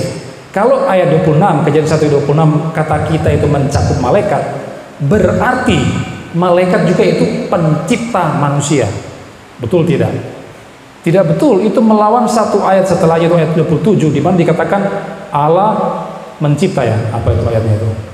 Allah mencipta di situ kan di ayat 27. Bara di situ. Dan bara itu bentuk tunggal, bukan jamak. Jadi yang mencipta di situ adalah satu Allah. Bukan 3 Allah, 10 Allah, 8 Allah dan sebagainya. Tapi satu Allah. Maka kesimpulannya kalau kata kita itu mencakup malaikat, itu menentang ayat 27 yang mengatakan bahwa yang menjadikan manusia itu adalah Allah. Malaikat tidak bisa mengambil bagian penciptaan. Malaikat itu dicipta, bukan pencipta. Kolose 1 ayat 16 kan dikatakan segala yang kelihatan, yang tidak kelihatan, yang di surga, yang di bumi itu dicipta oleh Yesus. Termasuk malaikat, karena malaikat makhluk surgawi juga dicipta oleh Yesus. Jadi malaikat itu bukan pencipta. Maka kalau kita mau menafsirkan Kejadian 1:26 kata kita itu mencakup malaikat, menentang ayat 27 dan menentang ayat-ayat yang mengatakan bahwa hanya Allah yang mencipta. Misalnya Yesaya 44 ayat 24 yang mengatakan hanya Yahweh seorang diri yang membentangkan langit. Hanya dia seorang diri. Tidak ada malaikat, tidak ada mengambil bagian di sana. Jadi boleh saja orang menafsirkan sesuatu untuk menolak Tritunggal, boleh. Tapi apakah itu penafsiran bisa dipertanggungjawabkan? Nah, di situ poinnya. Nah, inilah tugas hamba Tuhan untuk memberikan penjelasan. Jadi penafsiran kelompok Yudaisme yang mengatakan malaikat juga bagian daripada kata kita, berarti yang jamak itu bukan 3 pribadi, mereka bilang, tapi Allah dan para malaikat, salah. Karena menentang ayat 27, menentang Yesaya 24 dan seterusnya. Di situ. Nah, sekarang yang pertanyaannya, yang mencipta itu siapa? Kalau kita cuma melihat Kejadian pasal 1, kita tidak bisa mengetahui siapa yang mencipta di situ. Kata kita kan itu jamak, berarti yang mencipta itu jamak. Siapa-siapa yang mencipta? Tidak bisa terlihat situ. Nah, kita harus melihat lagi, mengkaitkan dengan teks-teks lain. Ternyata waktu kita menjumpai seluruh Alkitab, waktu kita belajar, ternyata Yohanes pasal 1 ayat 3 menjelaskan Firman itu menciptakan segala sesuatu. Firman itu siapa? Yesus prainkarnasi. Berarti kata kita itu mencakup Yesus. Kita menafsirkan Kejadian 1:26 berdasarkan Yohanes 1 ayat 3. Lalu bagaimana? Berarti cuma 2 pribadi? Tidak. 3 pribadi kan? Saya bilang tadi 3 pribadi. Tritunggal itu, tri itu pribadinya. Lalu pribadi yang satu siapa? Roh Kudus. Apakah Roh Kudus mencipta? Ya, Roh Kudus mencipta. Karena di Ayub pasal 33, Roh Kudus mencipta dan menjadikan Ayub, bisa dikatakan. Jadi kata kita itu siapa? Ternyata Alkitab mencatat yang terkandung dalam kata kita di Kejadian 1:26 itu adalah Bapa, Anak atau Yesus prainkarnasi dan Roh Kudus. Maka penafsiran Yudaisme, penafsiran Oneness Pentakostalisme, penafsiran Saksi Yehova yang mengatakan Yesus itu dicipta oleh Bapa, kemudian melalui Yesus Allah mencipta segala sesuatu, itu salah. Karena Yesus itu di prainkarnasinya sudah ada bersama dengan Allah Bapa. Yohanes 1 ayat 1 kan? Firman itu bersama dengan Allah. Di kekekalan masa lampau, di minus tak terhingga, Yesus sudah ada bersama dengan Allah. 2 pribadi ini sudah bersama-sama saling mengasihi dan sebagainya. Jadi penafsiran. Jadi boleh-boleh saja kita menafsirkan sesuatu, terserah. Tapi apakah penafsiran itu bisa dipertanggungjawabkan atau tidak? Nah, ini tugas hamba Tuhan, tugas pendeta untuk menjelaskan. Dan banyak orang mengatakan Tritunggal itu doktrin, seperti Bapak katakan tadi. Jadi kalau doktrin kita nggak usah percaya. Nah, saya sudah membuktikan tadi ya, secara teologis. Tadi Bapak singgung tentang kata teologis. Teologi itu apa sebetulnya? Teologi itu terdiri atas dua suku kata, Theos dan Logos. Theos itu adalah Allah, lalu Logos itu adalah firman atau kata atau ilmu atau pengetahuan. Jadi teologi adalah ilmu yang mempelajari tentang Allah. Itu artinya teologi. Jadi saya sudah ungkapkan tadi dasar-dasar teksnya tadi, dan itulah teologinya. Ya, kita harus mengacu pada Alkitab, dan itu bisa dipertanggungjawabkan. Jadi kalau ada orang mengatakan itu cuma doktrin, bukan teologi atau tidak mempunyai dasar teologis, salah. Saya sudah tunjukkan tadi dasar teologisnya itu. Jadi begitu mungkin yang saya bisa tangkap dari pertanyaan Bapak. Dan nanti saya akan berikan kesimpulan di bagian akhir, kesimpulan teologis dari apa yang saya bahas ini nanti di bagian akhir itu. Oke, ada lagi? Ya, Pak Dixon. Tadi itu kan saya masih melihat dari Trinitas. Ya. Belum saya masuk ke Tritunggal. Jadi kalau yang tadi saya bilang itu Trinitas itu 3 hal. Kalau kita memasukkan ke dalam Tritunggal, termasuk betul juga. Karena ini Allah. Allah itu dia mempunyai 3 karakter Bapa, dan Roh Kudus. Itu secara pengetahuan. Tapi kalau menurut Google itu satu pribadi atau apa? Seperti apa ya? Kalau ada sampo itu 3-in-1. Oh, 3-in-1. 3. Jadi dia begitu. Sampo terdiri atas apa? Trinya sampo itu apa? Kondisioner atau apa? Terdiri atas 3 bagian. Jadi saya satu pautkan itu ada betulnya juga. Dari arti dari Trinitas tadi. Jadi Allah itu dia mempunyai 3 karakter. Jadi karakter Bapa, Anak dan Roh Kudus. Jadi masuk sebenarnya. Tinggal cara pemahaman kita. Kalau kita pemahaman Karakter itu maksudnya sifat-sifat ya? Sifat Bapa misalnya apa? Kudus, suci, mulia, baik. Yesus bagaimana sifatnya? Sama. Kudus, Yesus juga kudus, suci. Semua manusia berdosa, cuma Yesus yang suci. Bapa juga suci, Roh Kudus juga suci. Jadi kalau kita meninjau dari aspek karakter atau sifat, ya doa mereka sama aja. Tidak ada perbedaan di antara ketiganya gitu. Dan kata Trinitas itu sama Pak dengan Tritunggal sama. Trinitas itu kata lain dari Tritunggal sama. Nah, konsep di Google itu memang agak sedikit bahaya kalau kita mau sungguh-sungguh itu pikirkan lebih lanjut. Ya, lebih gampang. Jadi kita cari kayak ini kan kurikulumnya itu universitas. Jadi kalau universitas itu kita mau cari dia 3 karakter. Jadi kalau kita melanjutkan ke kurikulum tadi, kalau secara pemahaman keyakinan pasti masuk sudah di situ. Nah, tinggal cara kita memahami kata-kata itu. Iya. Iya. Ada lagi yang Maksud Tritunggal Bapak Ibu, tidak ada satupun di antara kita yang bisa memahami secara tuntas. Tetapi bagaimana kita bisa mengetahuinya? Sejauh Allah menyatakannya itu kepada kita melalui Alkitab. Itu yang saya tambahkan. Oke, makasih Pak. Ya, saya mau tambahkan sedikit Bapak tadi yang bicara tentang 1 tambah 1 sama dengan 3. Saya lupa jawab tadi. Nah, jadi ada serangan dari pihak sebelah, para polemikus itu. Dia mengatakan harusnya kan 1 tambah 1 sama dengan 3 tuh. Kenapa orang Kristen bilang 1 tambah 1 sama dengan 1? Karena orang percaya Allah cuma 1. Berarti mereka bilang orang Kristen tidak lulus matematika. Tidak lulus matematika, ini matematika dasar kelas 1 SD barangkali ya. Pina diajari kelas 1 SD barangkali ya. 1 tambah 1 berapa? 2 tambah 1 3. Loh, kok kalian Kristen bilang 1 tambah 1 sama dengan 1? Itu tidak masuk akal. Berarti orang Kristen tidak lulus matematika. Nah, orang menyerang begitu kan? Jawabnya cuma gampang jawabnya. Jadi kalau mereka pakai argumen seperti itu, tanya balik sama mereka. Yang Anda maksud dengan 1 itu apa? 1 tambah 1 kan? Tambah 1. 1 itu apa? Lalu ditambah 1 apa? Tambah 1 itu apa? Jadi mereka harus menjelaskan unitnya. 1 itu maksudnya apa? 1 apa? Lalu sama dengan 3. 3 itu apa maksudnya? Jadi kita balik bertanya seperti itu. Nah, kalau mereka bilang 1 itu adalah 1 pribadi, jadi 1 pribadi tambah 1 pribadi tambah 1 pribadi sama dengan 3 pribadi.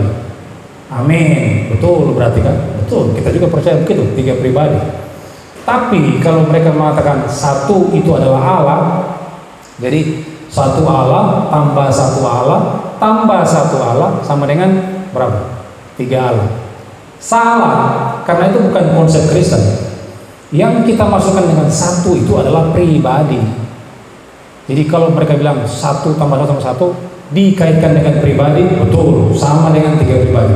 Tapi kalau kata 1 itu didefinisikan sebagai Allah, jadi 1 Allah tambah 1 Allah tambah 1 Allah sama dengan 3 Allah, salah total. Jadi mereka sekali lagi melakukan strawman falasi di situ.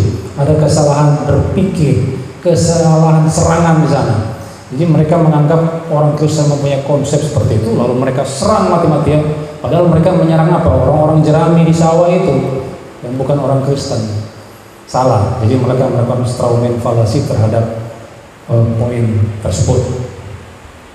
Itu yang bisa saya tambahkan. Ada lagi? Ayo. Boyelen lagi. Habis Boyelen, Pak Ardian. 1 orang 1.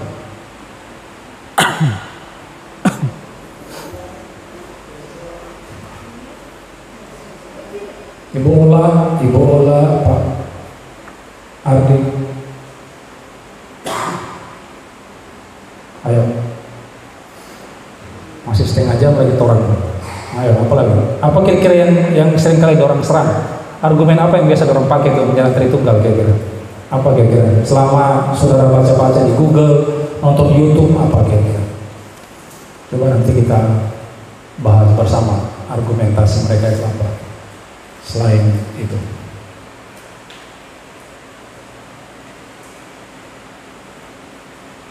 Mereka selalu menyerang Kristen bahwa Kristen itu menyembah kepada Allah. Memang ini adalah salah satu alat mereka ya, salah satu guru mereka yang sudah turun temurun yang mereka gunakan untuk menyerang dengan Kristen. Yang itu mengatakan bahwa orang Kristen itu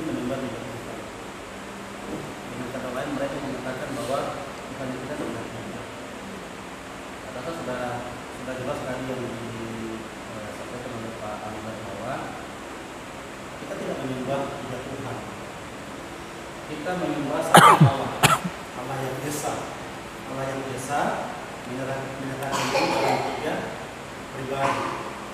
Tetapi tiga pribadi ini satu, sehakikat.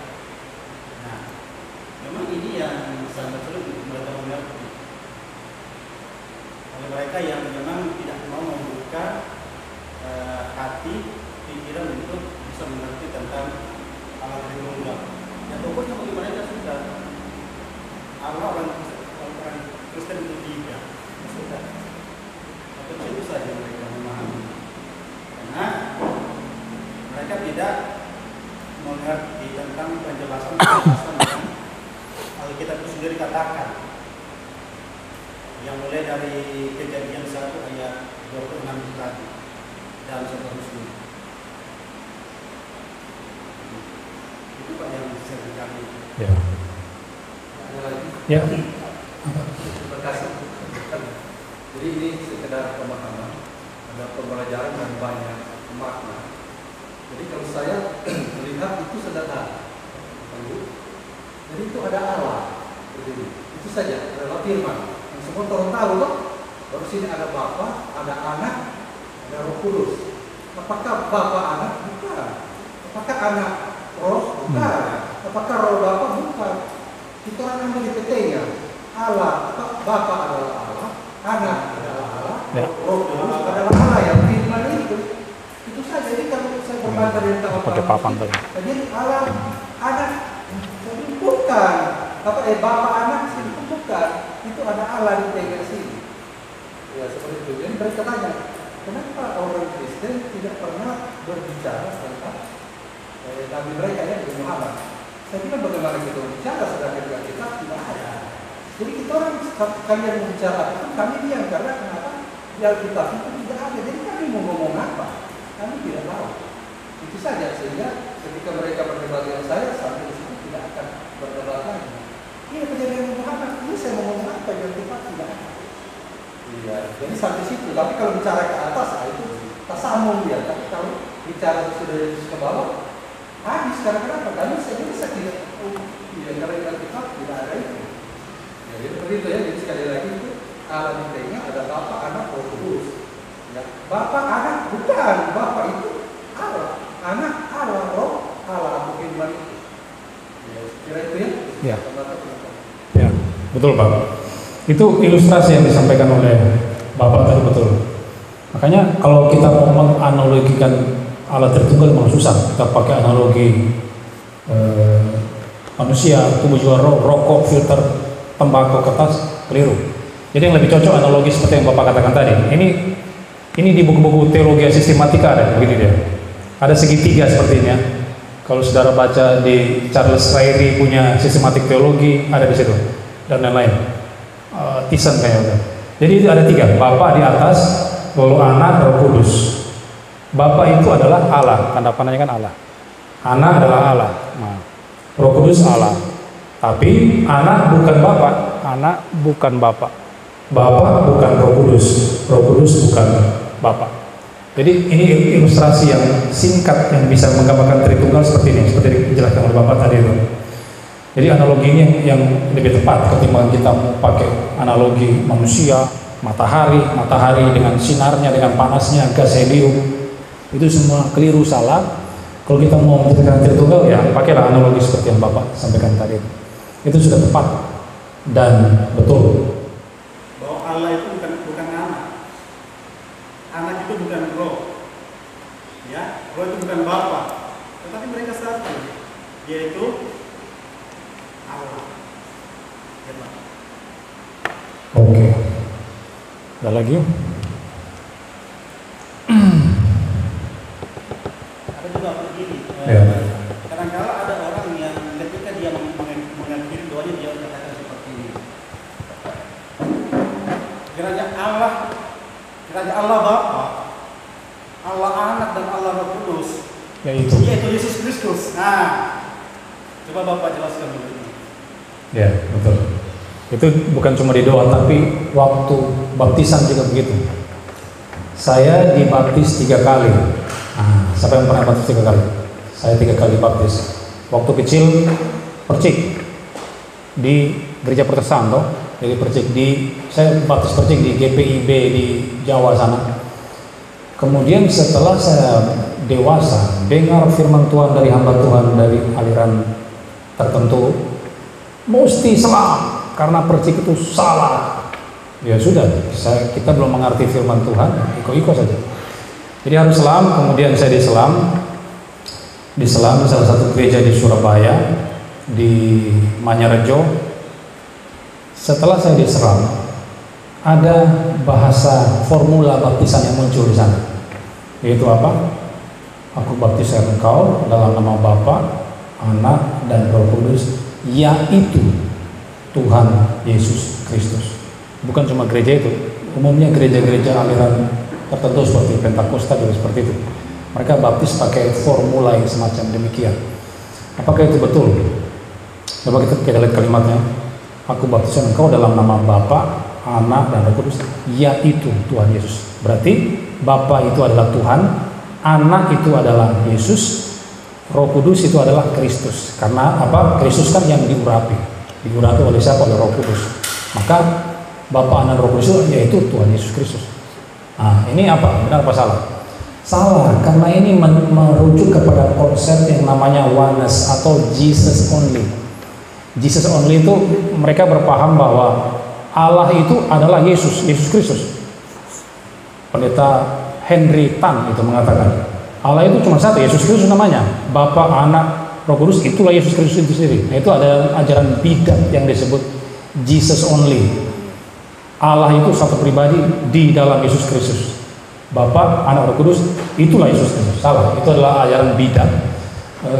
Jesus only atau Sabellianisme juga terkait di sana, yang sudah dikutuk pada abad yang keempat atau abad ketiga tahun 200-an Masehi di sidang di Alexandria. Sudah dikutuk di sana oleh bapak-bapak gereja karena itu menentang Alkitab. Karena Bapa itu bukan Yesus, Roh Kudus itu bukan Yesus, Anak itulah Yesus. Tapi kalau Bapa dan Roh Kudus bukan Yesus. Saya sudah jelaskan tadi ya. Karena apa? Itu harus dibedakan. Kenapa? Karena yang satu mengutus yang lain. Bapa mengutus Yesus ke dunia, lalu Bapa dan Yesus mengutus Roh Kudus. Berarti ketiganya berbeda dong. Masa bisa disatukan di dalam Yesus Kristus? Salah. Jadi itu ajaran menentang Alkitab, dan formula baptisan itu salah sebetulnya. Kita tidak boleh pakai formula begitu. Kalau kita dibaptiskan dengan formula yang semacam demikian, itu menurut saya tidak sah. Itu bertentangan dengan Alkitab.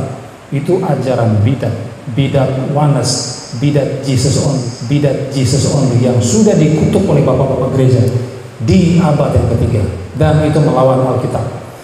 Kalau saudara dibaptis dengan formula itu, saudara mesti baptis ulang. Karena formula baptisan yang diajarkan dalam Alkitab apa? Matius 28 ayat 19. Baptislah mereka dalam nama Bapa, Anak, dan Roh Kudus. Tidak bisa, tidak ada ditambah yaitu Yesus, tidak ada. Mana ada kata-kata tambahan yaitu Yesus? Tidak ada. Matius 28 19 tidak ada ngomong seperti itu. Hanya dibaptis dalam nama Bapa, Putra atau Anak, dan Roh Kudus. Tidak ada tambahan yaitu Yesus Kristus. Jadi itu ajaran salah yang keliru. Itu bukan konsep Trinitas yang Alkitabiah. Tidak seperti itu.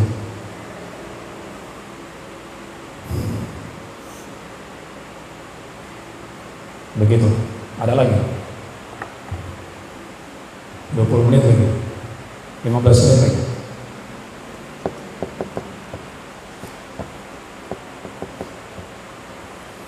Doa yang diformulasikan seperti itu juga salah. Kenapa? Karena waktu kita berdoa, Alkitab katakan apa? Berdoa dalam nama Yesus kan? Kita mengakhiri doa dengan di dalam nama Tuhan Yesus Kristus, Anakmu yang tunggal, Tuhan dan Juru Selamat kami. Terserahlah mau variasinya bagaimana. Pokoknya diakhiri di dalam nama Yesus. Saya kok tidak pernah menjumpai di seluruh Alkitab kita berdoa, selesai kita berdoa lalu kita akhiri dengan dalam nama Bapa, Anak, dan Roh Kudus yaitu Yesus Kristus. Tidak ada. Alkitab cuma mengatakan, Yesus kan berkata, kalau kamu mau berdoa, berdoalah di dalam namaku, toh? Dalam apa? Yohanes dari mana itu? Saya lupa itu. Jadi kita berdoa di dalam nama Yesus, bukan berdoa dalam nama Bapa, Anak, Roh Kudus, yaitu Yesus. Salah. Itu menentang Alkitab. Gitu. Atau ada orang, nah kita agak sedikit menyimpang ya, karena kita bahas mengenai doa ya. Ada sebetulnya konsep yang keliru sebetulnya yang sudah banyak sekali terjadi di mana-mana dalam gereja. Waktu mereka berdoa begini, ini agak menyimpang. Selesai berdoa, ya Bapak, terima kasih. Lalu mereka akhir dengan kata apa?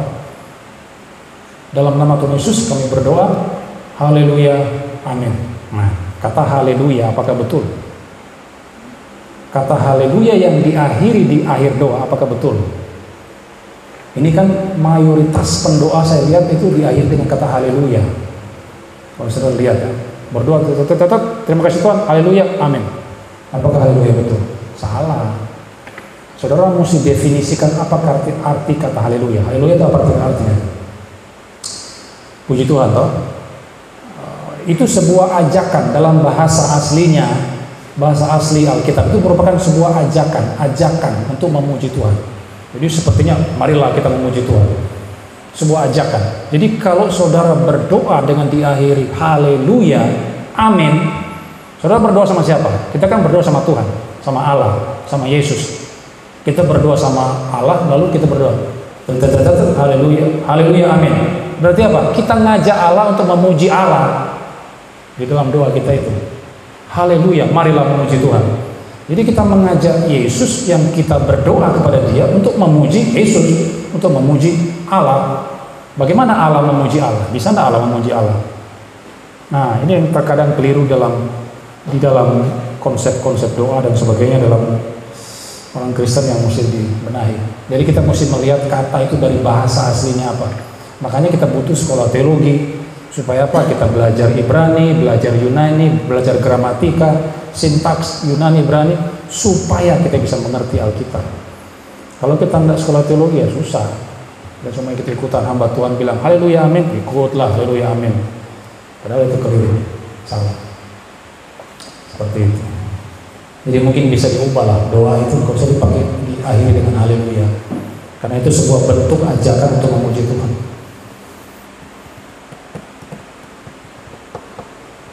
Kalau menurut saya, seperti saya berdoakan, saya sering ucapkan haleluya amin. Maksud saya haleluya amin, puji Tuhan amin. Itu maksud saya itu bukan mengajak, tetapi saya memuliakan Tuhan. Seperti kalau pribadi saya sendiri, terima kasih Tuhan, terpujilah Tuhan, puji Tuhan, terima kasih Tuhan Yesus, haleluya amin. Begitu.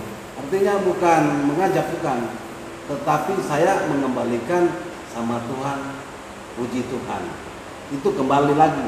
Itu doa itu artinya kembali pada pribadi masing-masing, mengerti dengan apa yang dia ucapkan sama Tuhan, kemudian untuk Tuhan.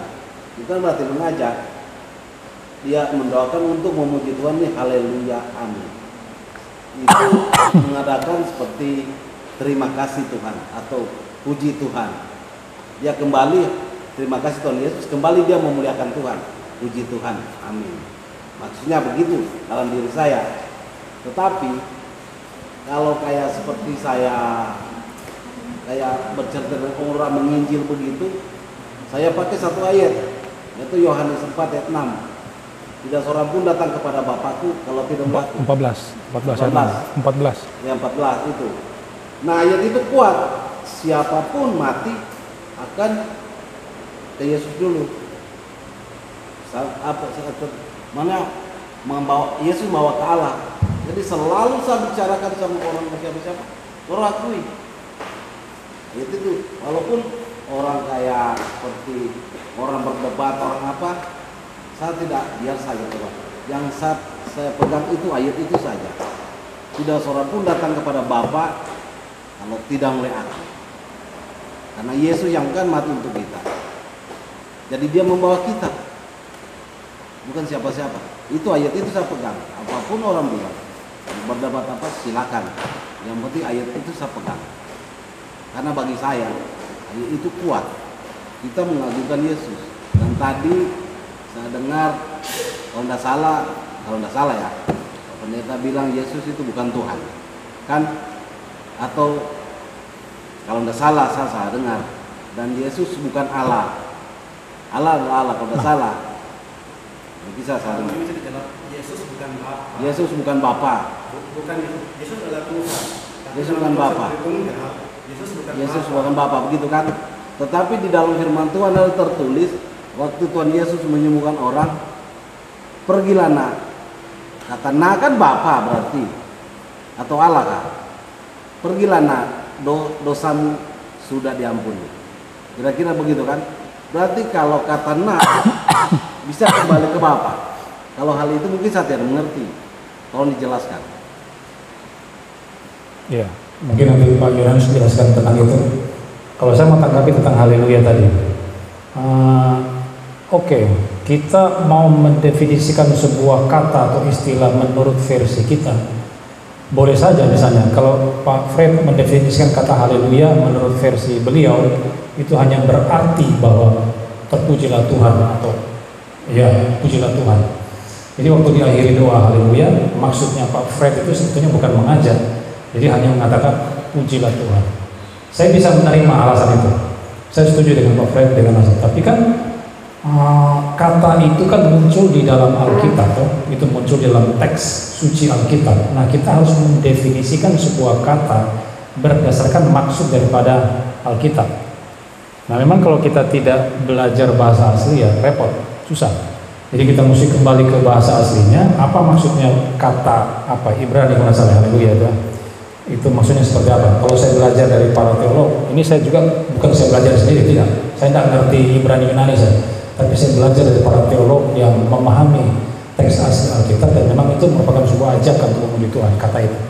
Tapi kalau didefinisikan seperti Pak Fred, karena keterbatasan mungkin pemahaman Pak Fred terhadap kata tersebut, ya boleh saja, tidak masalah, karena belum mengerti itu boleh mengatakan haleluya dalam pengertian pujilah Tuhan. Tapi menurut saya supaya tidak menjadi sebuah kesalahan, lebih baik kita tidak usah pakai kata haleluya. Orang langsung pakai kata Indonesianya saja, nggak usah pakai kata, jadi hanya pakai terpujilah Tuhan. Jadi waktu berdoa, setelah mengakhiri doa dalam nama Yesus, terpujilah Tuhan, amin, boleh. Kalau dalam konteks seperti itu boleh. Jadi maksud saya tidak usah pakai kata haleluyanya dimasukkan dalam doa itu, karena dalam pengertian teks aslinya tidak seperti itu. Jadi kita buang kata haleluya, kita ganti dengan kata terpujilah Tuhan, amin, boleh. Kalau seperti itu boleh, karena itu bukan sebuah ajakan untuk memuji Tuhan. Kita tidak mengajak Allah untuk memuji Allah, tidak seperti itu. Begitu Pak Fred. Nah, mengenai Yesus bukan Allah, bukan Tuhan, tapi adalah Bapa, Pak Julianus mungkin bisa jelaskan. Ya mungkin ini ya, dalam 1 Yohanes 2 ayat 15 katakan begini, aku menulis kepada kamu hai anak-anak, ya, sebab dosamu telah diampuni oleh karena nama-Nya. Jadi anak-anak di sini harus kita mengerti bahwa bukan dalam konteks bahwa Yesus berkata anak-anakku. Kalau kita perhatikan ini adalah Yohanes sendiri yang berkata kepada orang-orang percaya, ya, yang di satu sisi dia menganggap bahwa orang-orang percaya adalah anak-anak mereka, apalagi mereka yang dimenangkan melalui pelayanan Yohanes. Dia berkata, hai anak-anak, aku menulis kepada kamu hai anak-anak, sebab dosamu telah diampuni oleh karena namanya, oleh karena nama Yesus. Ya. Ini bukan menunjuk kepada Yesus Allah Bapa yang berkata bahwa anak-anakku, tetapi ini adalah hubungan antara Yohanes dengan orang-orang percaya. Bukan itu Pak. Ada ayat itu kalau tidak salah Tuhan Yesus itu menyembuhkan, kalau tidak salah di kolam itu, terus di situ bilang angkatlah tilangmu dan berjalanlah, dosamu sudah diampuni. Atau dia bilang di situ, pergilah anakku, dosamu sudah diampuni, jangan lakukan dosa lagi. Mungkin Pak Fred bisa perlihatkan supaya kita bisa lihat di ayat. Ayatnya di mana dia rupanya? Ya, bukan saya menerawang, karena memang saya tidak lupa tidak lihat ayatnya, cuma kata-kata saya ada ini. Hah? Di mana Bu Ellen? Ada juga di Matius 9 ayat 2. Bagaimana dia berbunyi? Bawa orang-orang kepadanya seorang lembu yang terbangun di tempat tidurnya. Ketika Yesus melihat iman mereka, berkatalah ia kepada orang lembu itu, percayalah ayat itu. Nah, Nah, barangkali pemahamannya bukan soal anak dan arti Jadi profesi. begini, ketika Yesus berkata, ada dua jenis perkataan. Perkataan dia sebagai manusianya dan perkataan sebagai ilahi. Ya. Jadi Yesus berkata dalam konteks keilahiannya seperti itu yang harus kita mengerti. Tetapi jangan sampai ayat ini kita tarik Yesus adalah Bapa. Itu sangat jauh dia punya dia punya konteks seperti itu, ya sangat-sangat jauh. Kalau kita menganggap bahwa teks ini berbicara Yesus ketika dia berkata anakku, lalu kemudian kita menarik bahwa Yesus itu adalah Bapa, itu bukan. Itu sangat-sangat jauh. Mungkin nanti kita akan lihat kembali seperti itu. seperti kayak begini, Pak Toh. Kan Allah dengan firman. Firman kan suara atau kata-kata. Nah, firman ini dalam Allah. Ya kan? Firman dalam Allah. Nah, ini kata-kata adalah firman Allah. Apa firman kan jadi manusia? Apa Yesus ini bisa dengan Allah atau Bapa begitu? Sudah jelas bahwa Yesus itu adalah Allah, tetapi Yesus bukan Bapa. Ya. Kita harus kita ingat. Jadi kalau Pak Fred punya konsep bahwa Yesus adalah Bapa, berarti kacau dia punya konsep itu. Ya. Nanti kita akan lihat kembali hal itu supaya kita bisa jelaskan. Tapi itu tadi jangan sampai kita jangan kita menarik sembarangan satu ayat untuk dibawa kemudian mencocokkan dengan apa yang kita mengerti. Kalau untuk saya bertanya, tetapi saya tetap pada iman saya, Yesus Tuhan, tetap saya. Ya, Memang saya ingin tahu saja begitu, ingin tahu kan, supaya saya tidak salah mengartikan orang bilang begitu, tidak salah. Saya ingin tahu, tetapi memang imanku tetap sama Yesus, Bapa tetap Allah tetap. Tetapi saya ingin bertanya saja, supaya misalnya orang tanya apa, siapapun yang tanya, saya kan bisa jawab, supaya sesuai dengan apa yang saya tahu, begitu, supaya tidak sesat begitu. Itu maksud saya. Ya.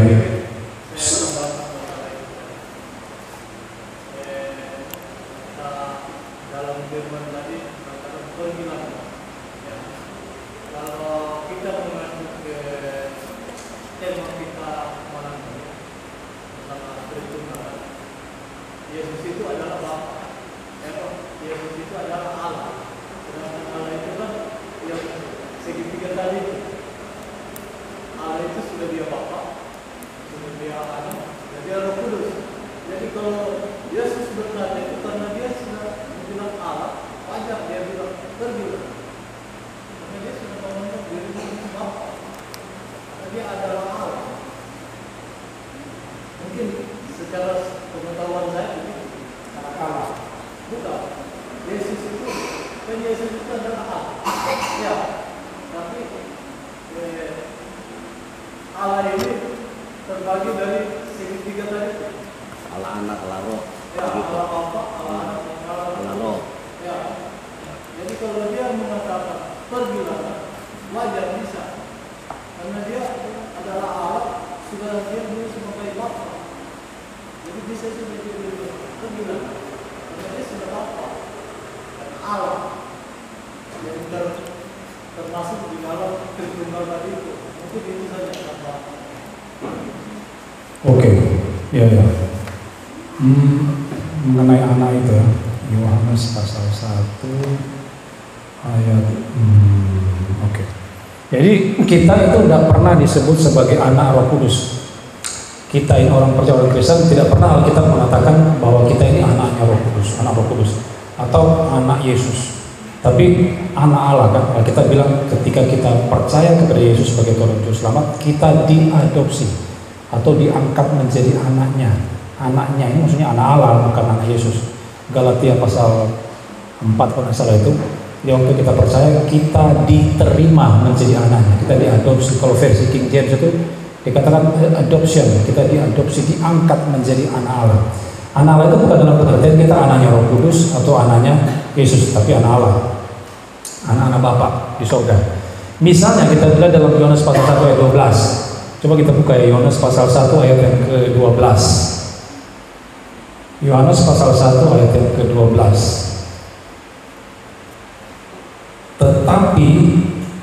Tetapi semua orang yang menerimanya diberinya kuasa supaya menjadi anak-anak Allah.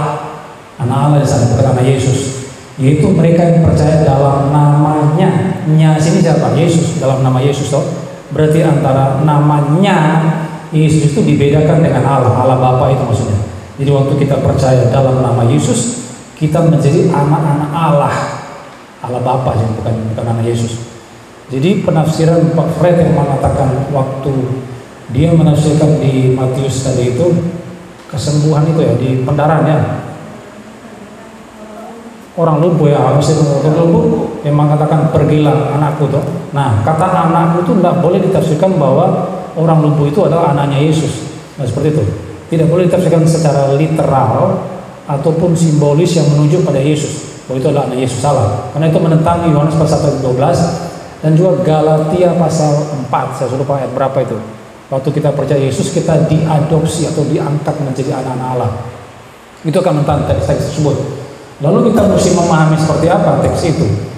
Nah, menurut saya kita harus menafsirkan bahwa ketika Yesus menyatakan bahwa pergilah anakku, kata anakku itu dalam pengertian bahwa Yesus itu mengasihi orang itu. Jadi kata anak itu menunjukkan bukan berarti dia itu adalah anaknya Yesus, tapi bahwa Yesus mengasihi dia. Kan di dalam percakapan kita sehari-hari kan seperti itu juga. Kalau ada misalnya teman kita grade anak sekolah minggu jatuh misalnya Joella jatuh lari-lari baru Joella jatuh, ada saya di situ, aduh kenapa nak, aduh kasihan nak, sini nak saya kasih berdiri Joella. Nah, bukan berarti Joella anaknya saya, tidak, karena apa, itu sebutan bahwa kita mengasihi Joella, jadi sebutan kasih.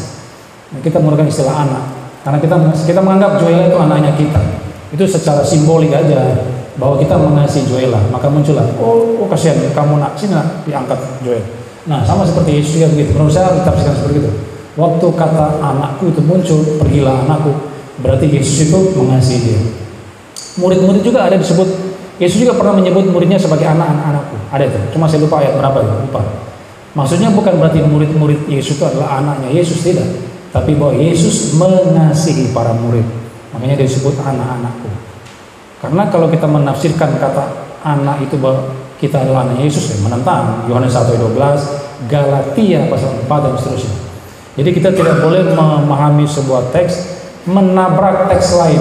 Manakala pemahaman kita terhadap satu teks itu menabrak teks lain, berarti penafsir itu pasti keliru, pasti salah. Yang kedua, kita sudah belajar Tritunggal. Kalau Pak Fred mengatakan Yesus adalah Bapa itu sendiri, karena istilah anak itu yang muncul di Matius sana itu akan melawan seperti ayat-ayat saya katakan tadi, melawan ini ya, ilustrasi segitiga ini bahwa Bapa bukan anak, anak bukan Bapa. Kenapa kita harus membedakan antara Yesus dengan Bapa? Karena adanya tindakan yang berbeda yang terjadi dalam kedua pribadi itu. Bapa kan mengutus Yesus. Mana mungkin kalau Yesus itu adalah Bapa, berarti Bapa mengutus dirinya sendiri. Nah, ini cila ke-12 pas. Ngapain nih Yohanes 1 ayat Yohanes 3:16 mengatakan mengaruniakan anak yang tunggal atau mengutus anaknya. Kalau itu dia, kalau anaknya yang tunggal itu adalah Bapa itu sendiri, ngapain dia bilang aku mengutus Yesus, aku mengutus anak yang tunggal? Nggak usah, langsung saja aku turun ke dunia, langsung begitu aja. Jadi nggak usah pakai kalimat mengatakan karena begitu besar kasih Allah dunia sehingga mengaruniakan anaknya. Nggak perlu, langsung saja karena begitu besar kasih Allah dunia sehingga ia datang ke dunia menjadi manusia, Bapa itu sendiri. Nah, karena Bapa bisa mengaruniakan anak, Bapa bisa mengutus anak, itu menunjukkan dua pribadi yang berbeda dan kita mesti membedakan kedua pribadi itu. Bukan menunjuk pada pribadi yang sama. Tapi bukan berarti ada tiga pribadi lalu tiga Allah. Itu kesimpulan yang salah karena menentang Ulangan 6 ayat 4. Begitu Pak Fer. Maksud saya begini. Kalau Yesus bilang Bapa kan, kenapa Yesus bilang pergilah anakku, dosamu sudah diampuni? Kenapa Tuhan Yesus bilang begitu? Karena yang lumpuh ini kan dia ciptakan. Firman kan menciptakan. Oh iya, tadi Firman menciptakan. Maria diciptakan. Ya, terus kembali lagi Pak Abe bilang Yesus lahir dari Bunda Maria. Karena kenapa Yesus lahir dari Bunda Maria? Yesus kan manusia. Kalau Yesus dengan kealahannya, dengan takhta dia turun sebagai sebab Allah, ya matilah orang. Nah, jadi dia turun sebagai manusia supaya orang bisa lihat, orang bisa tahu bagaimana Yesus lapar apa tidak dalam rupa manusia, kan dia lapar apa tidak. Makanya Yesus bilang pergilah nak, dosamu sudah diampuni. Dia bukan berarti anak Yesus, bukan. Tetapi kenapa Yesus bilang begitu? Karena dia menciptakan. Seperti Yohanes. Yohanes kan membaptis. Orang bilang membaptis. Tapi dia yang datang bukan membaptis dengan air, tapi membaptis dengan Roh Kudus. Itu sudah Yesus yang membaptis dengan Roh Kudus. Berarti dia itulah Allah selagi di surga. Kadang-kadang dengan cara ini kan manusia. Cuma istilahnya kayak Alkitab memang jelaskan lebih detail. Cuman manusia ingin cari ini, lahirlah semua ini. Tetapi intinya kita kembali firman itu, Yesus adalah Allah juga, putra Allah. Bukan Bapa tuh, bukan. Bukan, Yesus adalah putra Allah. Karena manusia ini terkenal, nah, dibuatlah inilah itulah supaya dia lebih menonjol di mata manusia. Tapi kita yakin saja Yesuslah jalan dan kebenaran. Tidak perlu saya bilang ini itu. Yang penting itu saja saya yakin satu, Yesus jalan kebenaran. Walaupun orang bicara itu, tetap saya yang pasti Yesus saja. Karena semakin banyak kita belajar Alkitab ini ada saja ide-ide yang lain, ide masuk lagi ke sini, masuk lagi ke situ. Yang pasti saja firman menjadi manusia itu sudah Yesus bagi saya. Dan dengan ini saya jelaskan sama orang, ada jiwa satu masuk, 2 orang. Bukan dengan itu, jiwa masuk dari Islam, yaitu dari Kristen, bahwa laki-laki itu saya kayak dituntun terus, nah, berbicara nama Yesus itu, apa yang ada di Alkitab saya jelaskan, terus saya balik ke tempat itu lagi, suaminya yang bawa istrinya. Pertama istrinya bawa, suaminya bawa ke seberang, suaminya kebalik lagi, suami yang bawa dia ke Kristen. Tapi bukan karena saya, tapi karena Tuhan Yesus. Makanya kalau kita terlalu banyak belajar, ada saja ide masuk, ini supaya kita lebih populer kan, di YouTube kan populer. Padahal lahirlah suatu penyesatan itu. Ya kita fokus saja sama Tuhan Yesus, bagi saya sendiri begitu. Makasih. Ya. Oh iya, ternyata Pak Fred bukan memahami ayat itu bahwa anakku itu berarti Yesus adalah Bapa, bukan. Jadi mungkin orang salah paham. Tapi maksudnya Pak Fred bahwa anakku itu adalah Yesus mencipta. Ya. Mencipta. Kalau diartikan seperti itu ya terserah, tidak masalah. Memang Yesus pencipta. Tapi kita tidak boleh mengartikan bahwa ketika Yesus bilang anakku, berarti dia itu anak Yesus. Tidak seperti itu, karena Alkitab bilang kita adalah anak-anak Allah, bukan anak Yesus atau anak Roh Kudus. Kemudian yang kedua, tadi Pak Fred singgung tentang firman itu kata-kata di dalam Allah tuh. Ya. Itulah Yesus tuh. Itulah Yesus. Firman jadi manusia. Iya, berarti Yesus prainkarnasi disebut firman. Ya. Yang ada dalam diri Allah tuh, lalu keluar. Waktu dia keluar, firmannya udah nggak ada dalam Allah lagi. Atau itu firman bukan dalam diri Allah. Firman itu yang berbicara, Allah berbicara itu sudah firman. Itu sudah Yesus. Kata-kata ya, kata-kata Allah. Kata-kata Allah itu jadi manusia. Iya, memang ada teori seperti itu, ada kelompok tertentu yang mengatakan seperti itu. Nah, teks yang menceritakan tentang itu di dalam Yohanes pasal 1 ayat 1. Pada mulanya adalah firman. Firman itu bersama dengan Allah, dan firman itu adalah Allah. Firman ini siapa? Ayat 14, dia akan menjadi manusia, Yesus. Berarti firman itu konteksnya sedang bicara tentang Yesus. Maka Yohanes 1 ayat 1 bicara tentang Yesus pra-inkarnasi. Sebelum dia jadi orang, dia disebut dengan istilah firman. Atau dalam Yunani disebut logos. Maksudnya logos. Jadi sebelum Yesus menjadi orang, menjadi manusia, dia disebut sebagai firman. Nah, persoalannya firman ini pengertiannya apa? Nah, di sini banyak orang salah tafsir lagi.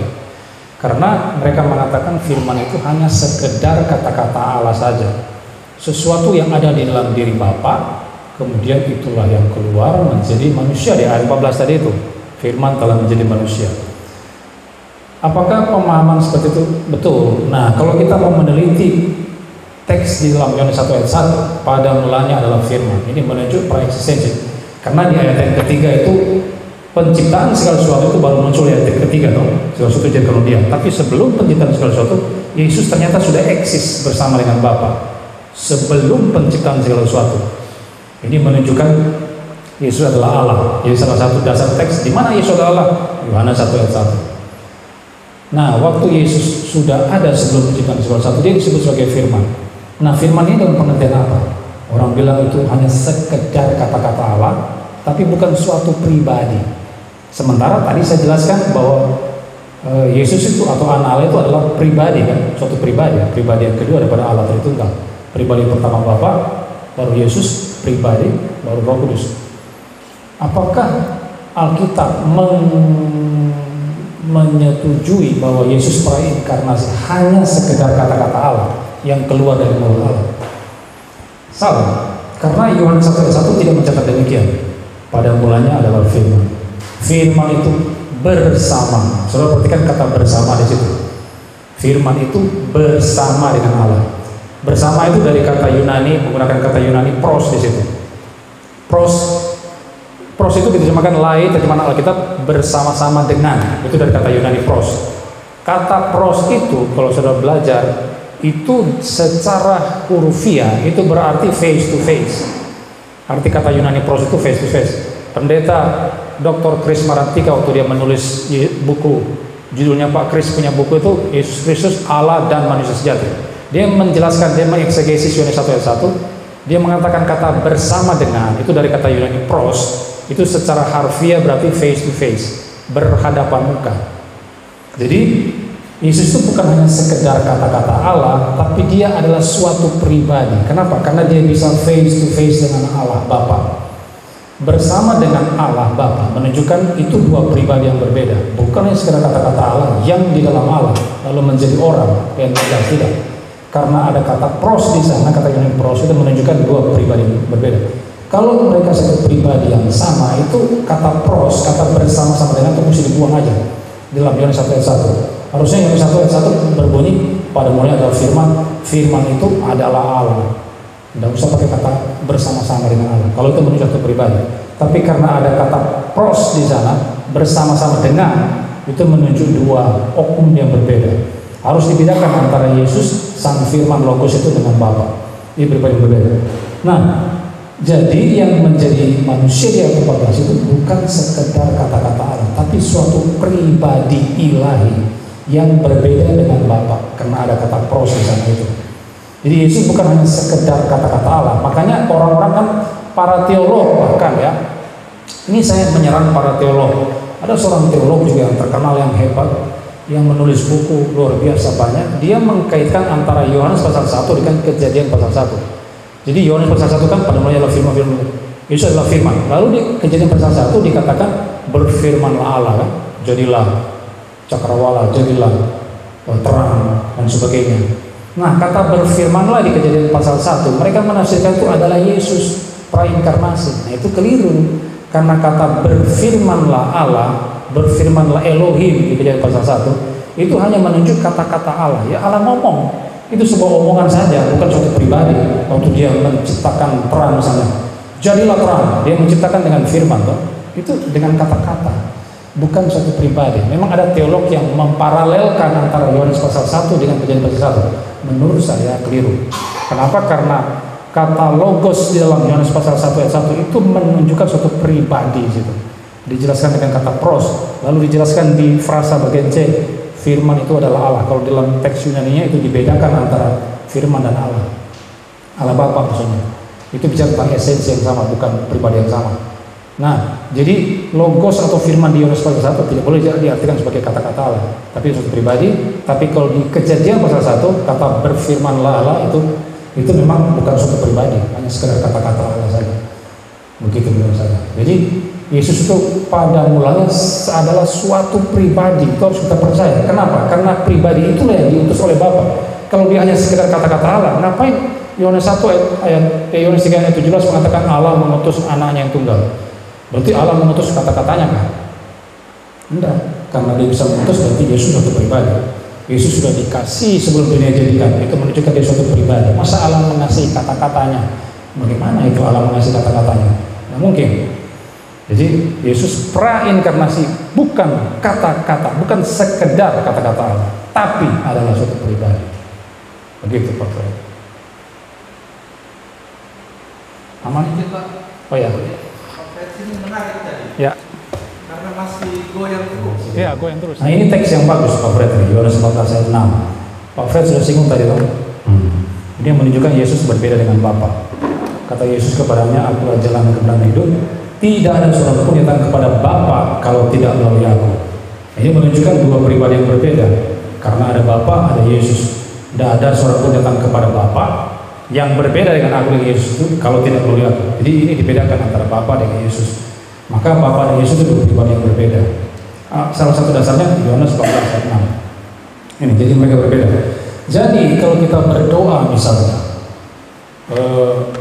Yesus, ya terima kasih Tuhan, kami bersyukur kepadamu ya Tuhan Yesus, Bapa kami di sorga, itu salah. Karena Yesus bukan Bapa. Jadi kita harus merubah kata-kata. Ya Yesus, aku bersyukur kepadamu, engkau adalah Allah yang baik. Boleh, Allah yang baik boleh Yesus. Engkau adalah Allah yang baik, engkau lah Bapakku di sorga. Nah, salah, keliru. Secara teologis, salah. Doa itu salah. Karena Yesus tidak sama dengan Bapa. Mereka adalah satu Allah yang sama, setara, sederajat, tapi pribadi yang berbeda gitu. Makanya kita berdoa untuk begitu. Makanya di Yesaya 9 ayat 5, seorang anak telah lahir, penasihat ajaib, Allah yang perkasa, Bapa yang kekal. Jadi Yesus disebut sebagai Bapa yang kekal. Itu salah satu teks yang menyerang posisi Tritunggal bahwa Yesus adalah Bapa itu sendiri. Lalu kenapa orang Kristen membedakan antara Yesus dengan Bapa? Salah satunya Yesaya 9 ayat 5. Tapi penafsiran seperti itu salah. Karena di dalam teks aslinya, teks Ibrani, kata Bapa yang kekal itu terjemahan lain agak kurang tepat. Sebetulnya itu dari kata Ibrani Abiat, itu artinya Bapa dari kekekalan artinya. Maksudnya Yesus itu adalah Allah yang kekal, bukan berarti Yesus itu adalah Bapa, tidak. Maksudnya Bapa dari kekekalan, sumber kekekalan Yesus. Jadi bukan berarti Yesus adalah Bapa. Begitu. Jadi kita bisa membedakan antara Yesus dengan Bapa. Karena Alkitab memang sudah membedakan kedua hal itu. Oke, cukuplah. Kalau mau debat nanti kita lanjut bulan depan. So lewat, so jam 9 lewat, so setengah 10 ini. Apalagi kalau ada komik, lebih lama. Oke. Jadi saya bisa simpulkan dari seluruh pembicaraan kita malam hari ini bahwa doktrin Trinitas atau kata Tritunggal atau Trinitas itu memang tidak ada di dalam Alkitab, tetapi konsepnya itu ada, tapi ajarannya ada. Nah, kita tidak mendasari pada istilahnya, mentang-mentang istilah yang gak ada, ya sudah wes entek, Tritunggal salah, bubar Tritunggal salah. Konsepnya ada. Nah, konsep itulah dituangkan melalui istilah tersebut. Yang tri itu adalah pribadi, lalu yang tunggal itu adalah esensi atau hakikat. Nah, ada dua kelompok teks dalam Alkitab yang bicara keesaan Allah atau ketunggalan Allah, lalu ada kelompok teks yang bicara kejamakan tertentu dalam diri Allah. Ini teologisnya, kesimpulan teologis seperti yang Pak Jeffrey minta. Nah, ada dua kelompok teks itu. Kita tidak boleh menerima salah satu kelompok teks itu, tidak bisa. Kalau kita hanya menerima kelompok ayat yang menekankan keesaan Allah atau ketunggalan Allah, kita jatuh pada Unitarianisme. Kita akan menganut Unitarisme, menganut Saksiova, menganut Islam dan sebagainya yang percaya Allah itu satu tunggal mutlak. Kita tidak boleh mengabaikan ayat-ayat lain yang berbicara kejamakan pribadi. Ayat yang bicara tentang keesaan Allah betul, amin, tidak salah itu, betul itu. Tapi tidak boleh mengabaikan teks-teks yang bicara kejamakan pribadi. Kejadian 1:26, Yohanes 14 ayat 6, Ibrani 1 ayat 8 dan sebagainya. Maka penafsiran yang betul adalah kita mesti tidak boleh hanya mengambil salah satu bagian. Kalau kita menekankan kejamakan tertentu, kita akan jatuh pada triteisme, jatuh pada politeisme. Jadi penafsiran yang betul adalah apa? terima kedua bagian teks tersebut. Nah, pada waktu kita terima kedua kelompok ayat itu, muncullah doktrin yang disebut dengan Tritunggal. Jadi itu kesimpulannya. Maka Tritunggal itulah adalah ajaran Alkitab yang harus kita yakini bersama. Oke, terima kasih untuk malam ini. Saya kembalikan ke Pak Fred.